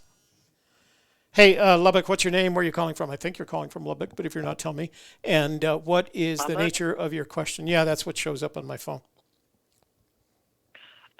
Nature of my question is discussing Canyon Down. All right, go ahead. Tell me all about your opinion on Canyon my Down. Interpretation. Yeah, that's what it is, right? It's your opinion. Take it in.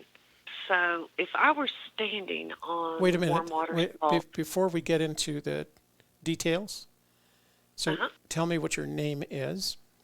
Oh, Kathy. All right, Kathy, thank you. And where are you calling from if it isn't Lubbock? Lubbock. Oh, it is Lubbock.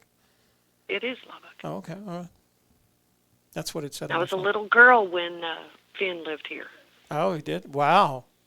What a memory, huh? Yes. All right. It was a great place. So tell me, well, isn't Lubbock or is it Amarillo that has that 72-ounce steak place? Is that Lubbock? Amarillo, and that's the Big Texan. Yeah, the Big Texan. That's right. I've never actually tried it. I do like stopping there to get a nice cut of meat. They do have the best steaks, but I've never done the whole 72-ounce thing. I think that's a heart attack.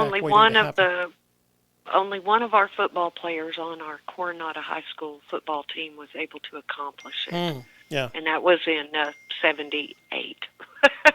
All right. So let's go with Canyon Down. What have you got on it?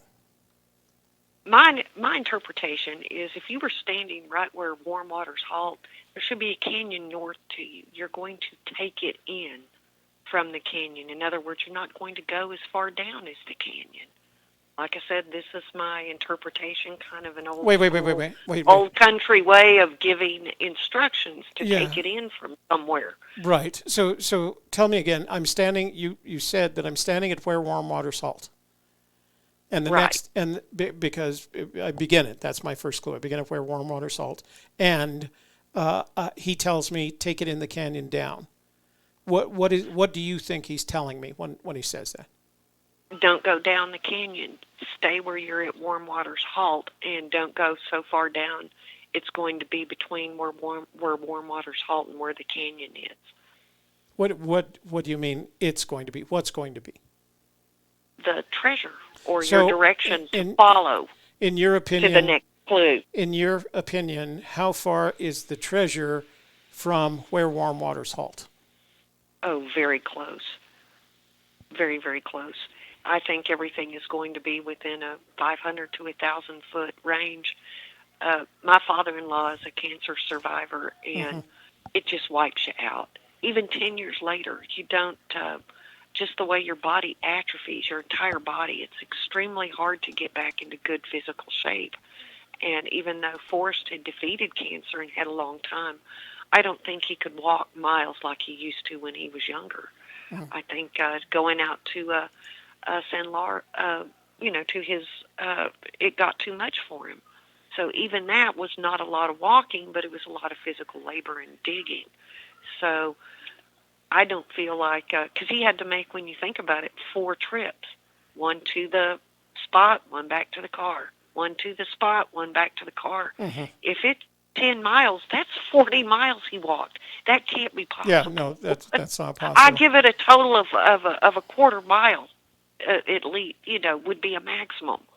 And that he could have walked maybe a mile. My father-in-law couldn't even do all of Carlsbad Caverns when we went recently. Yeah, as a cancer survivor. And yes, and it was colon cancer. Yeah. And I think the bells are important to Forrest, because I think one of the things that a lot of cancer hospitals do is when you successfully complete your last treatment and come back with a cancer-free diagnosis, you get to ring the bell. Oh, wow. So I think the bells are something that cancer survivors are aware of. And getting to ring the bell is a big accomplishment. You know where else? Well, I was just thinking about this. So the Navy SEALs training is 6 months long.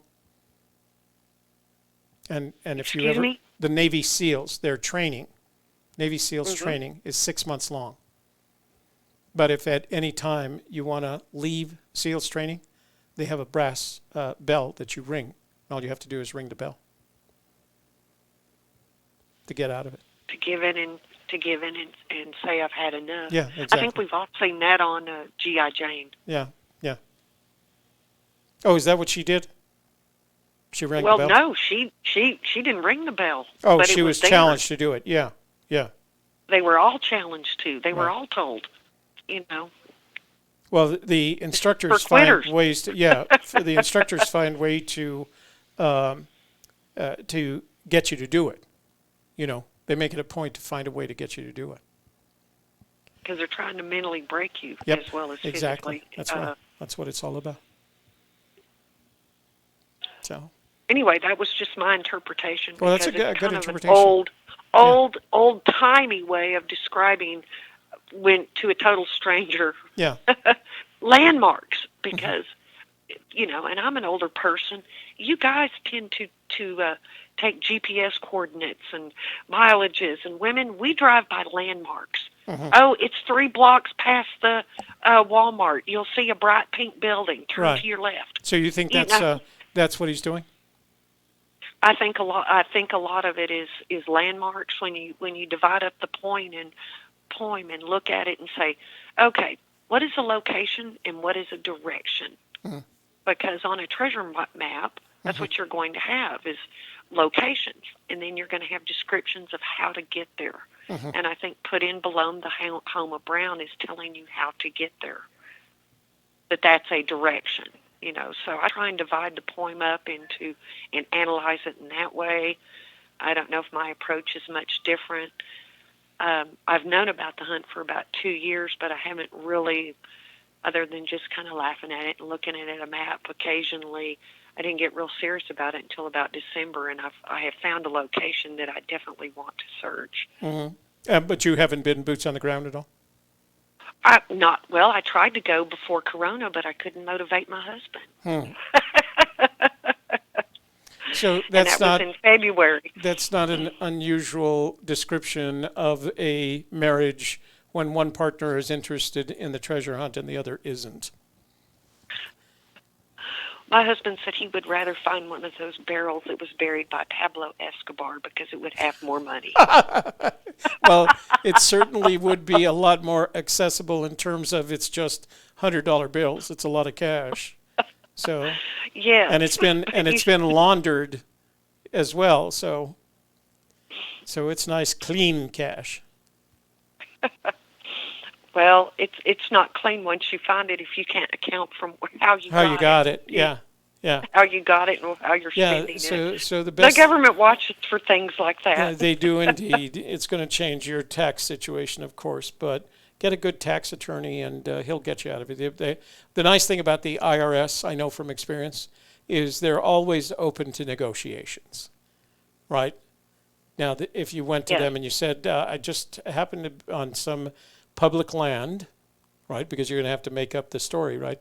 I found this barrel of cash on some public land, and under the law, it's my cash, right?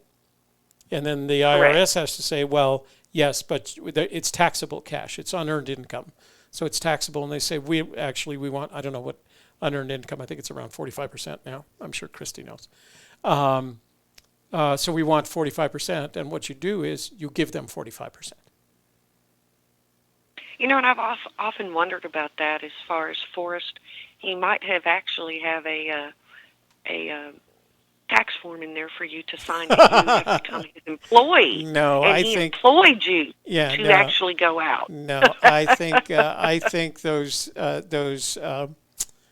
things that people imagine about what Forrest has done in terms of paper. He's said when he said to someone, he said, "It's up to you. You've got it now. It's yours. It's up to you." I think there's some sort of. I think he let go of it in a not only in a physical sense, but in a spiritual sense. I think he let go of that treasure when he walked away from it. Right. It's up to the finder. Yeah. I don't think there's any titles or deeds or safe deposit boxes. I don't think it's a treasure, and you found it. It's yours. Yes, but he does want the bracelet back, and I'm assuming that's the something that to encourage the searcher to contact him.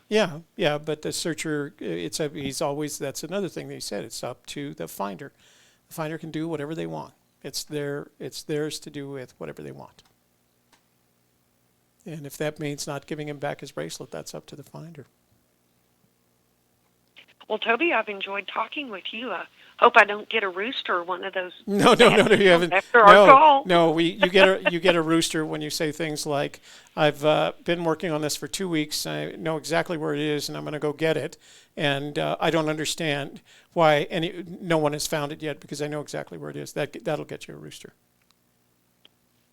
Yes, I've heard the difference between the roosters and the peacocks, or a little bit about arrogance and stating that everything is your opinion. Yeah, you got it. That's the best way to do it. Just my opinion. It's just my opinion. Well, encourage all your people in New Mexico, Colorado, in the search areas to open up campgrounds and camping so that, because we're all going Corona crazy anyway. We all need a little fresh outdoor air. Well, I know even if they're not searchers. Some of the national parks have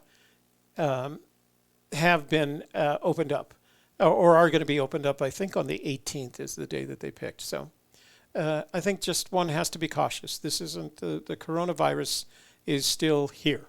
It's not going away day after tomorrow. It's not going away on the 18th. It's not going away years, and eventually we'll all have to get an annual vaccine for the coronavirus in the same way that we get an annual vaccine for the flu virus. The difference is the coronavirus is much more, it's easier to catch, and it has more, once you have it, it's going to damage you all the way up until including death. So it's just an ugly, ugly virus, but it's here. It's out of nature, and it's with us now, and it'll stay with us for the longest time to come. Now, that doesn't mean that you shouldn't go out one day and look for the treasure, because I plan to. I'm just going to wear my mask and gloves. Yeah, wear your mask. And better than gloves is keep a little bottle of hand sanitizer. And every time you get back into your car, whatever you did, before you touch your face again, just use that hand sanitizer. That's better than gloves. The gloves don't. They have the same problem that your hands. If you're wearing gloves, you touch an object that has the virus on it, and then you touch your face, the gloves aren't going to make a difference. So the best thing that you can do is use the hand sanitizer every time you get back in your car. Actually, use it before you take off your mask. Well, Toby, you have a wonderful night. You too. And thank you. My pleasure. Thank you for calling. Bye-bye. Bye-bye. Okay, so I've got a couple of text messages that I do want to take care of here first. Hold on, just give me a second here. Give me a segundo. Where is it? Didn't want to do that. All right, so Christy sent me a text message saying that I need to do something. Oh, so LR says yielding is the word. So let me do that real quick since I opened the Thrill of the Chase already. So yielding, we're going to do that. So let me show you the document. I had the Thrill of the Chase as well as the other two books transcribed, or I guess it's not transcribed. They're converted into searchable text.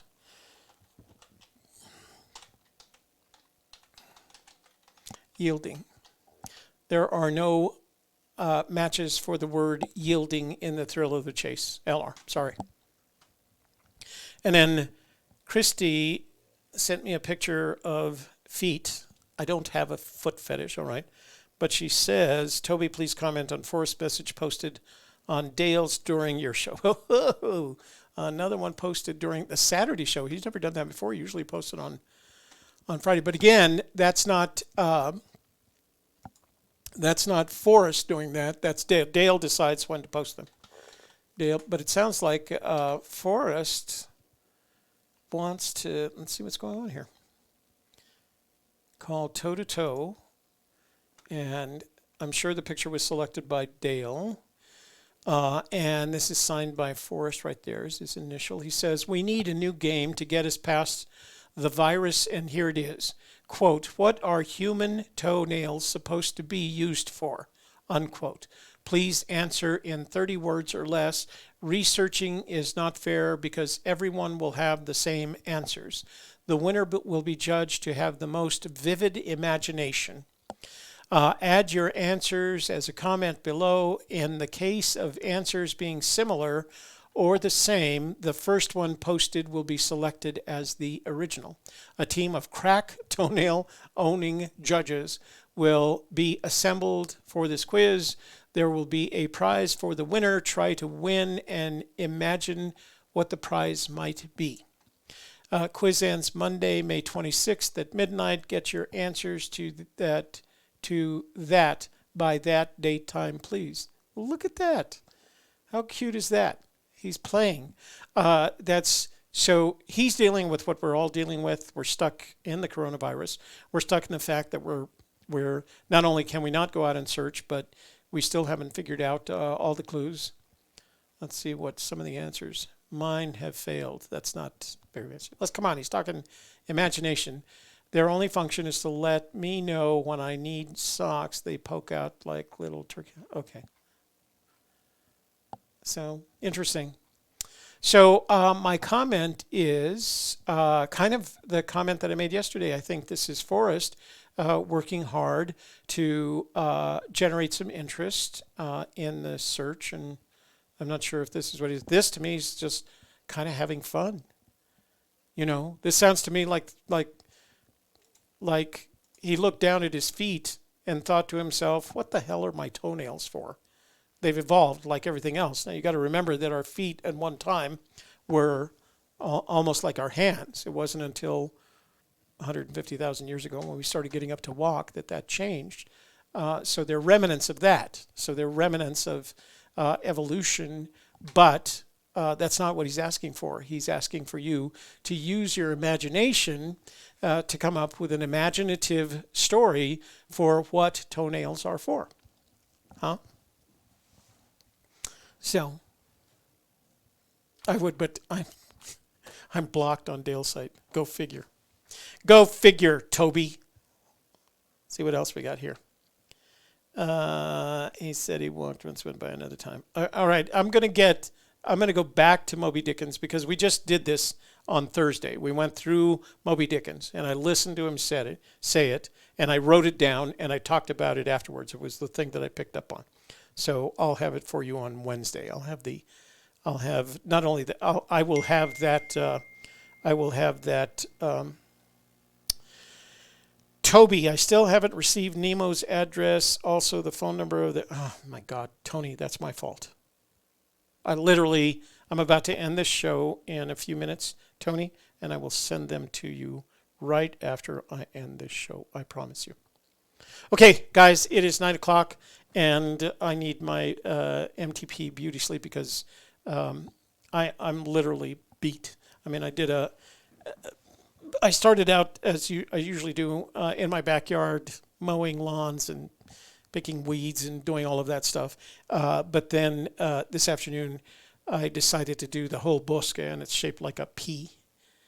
And it's 37 miles total. So from the point that you start in Alameda, you make around the P, and you come back to the Alameda. 37 miles. So I did that today. And so my legs are sore. And I've got that. I'm not, you can see, I'm not sunburned. I don't burn, but I'm warm. I just get browner. So you need to go back and read them all. It's not a read, it's a listen to.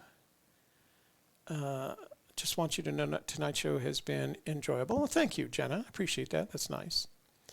And somebody did post the Dale Neitzel's toe thing. Do we have any problems? No problems, ladies and gentlemen. All right, guys. I think that's it for me tonight. Thank you for joining me. And Otis Magoo, text me your shipping address. Make sure you give me your name and your shipping address, and I'll get that out on Monday when the other prizes. Heavy loads.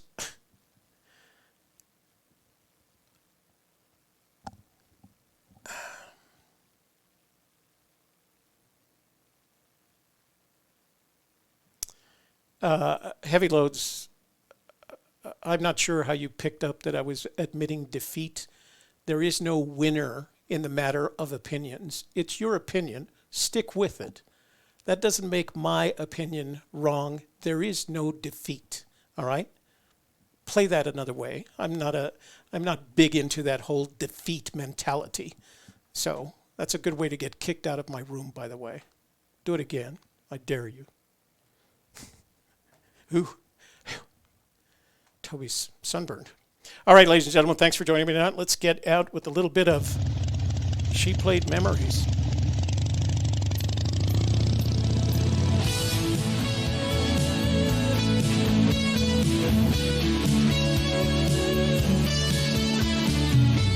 Sing along. And my faded jeans in Santa Fe, New Mexico, and swap them for a coat and tie and someplace else to go. I had days that were laced with white lines on narrow blacktop roads, with honky tonks around each day and drunken episodes.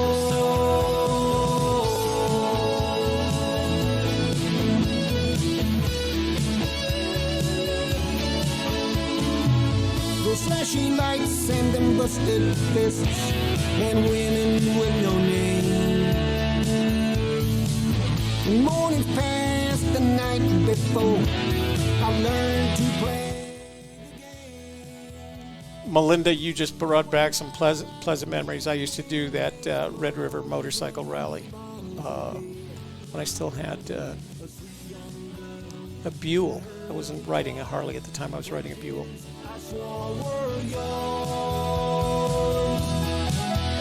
Cause she played memories, the kind every romance to. Dog Rhapsody, with midnight rendezvous, and she played memories of songs that made me blue, sweet soft melodies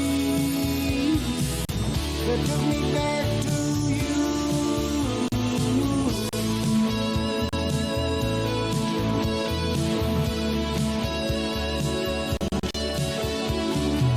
She stripped me bare and read my heart like it was an open book. I tried to lie as always, but her voice is all it took to bring back Sunday morning rides and sunsets. Mods, thanks for doing a great job tonight. Thank you. And old grass beds We made love in. and dreamed our silly dreams.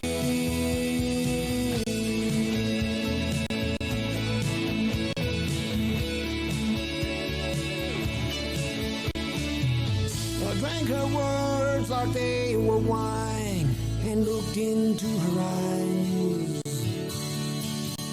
She turned her head. So a couple of weeks ago, somebody asked me about the girl that this song that I was referring to. The song is two different women. So one was my kind of first country romance. Her name was Nancy Jane Bandy. But the woman with the guitar, who I had kind of a relationship, I shouldn't say I had a relationship with her, but her name was Kaija Oman. So those are the two women in this song. It's breaking up on me. Thanks, LR. I will. Looking forward to it tomorrow. All right, my song's breaking up. Thanks for joining me. Thanks, mods. Sarah Rock, you're a doll. But for the rest of you, I look forward to seeing you on Wednesday. Take a look at Shelly's video on Monday, and then we'll talk about it more on Wednesday. I might even have some drone footage for you by then, all right? I love you guys. Have a great weekend.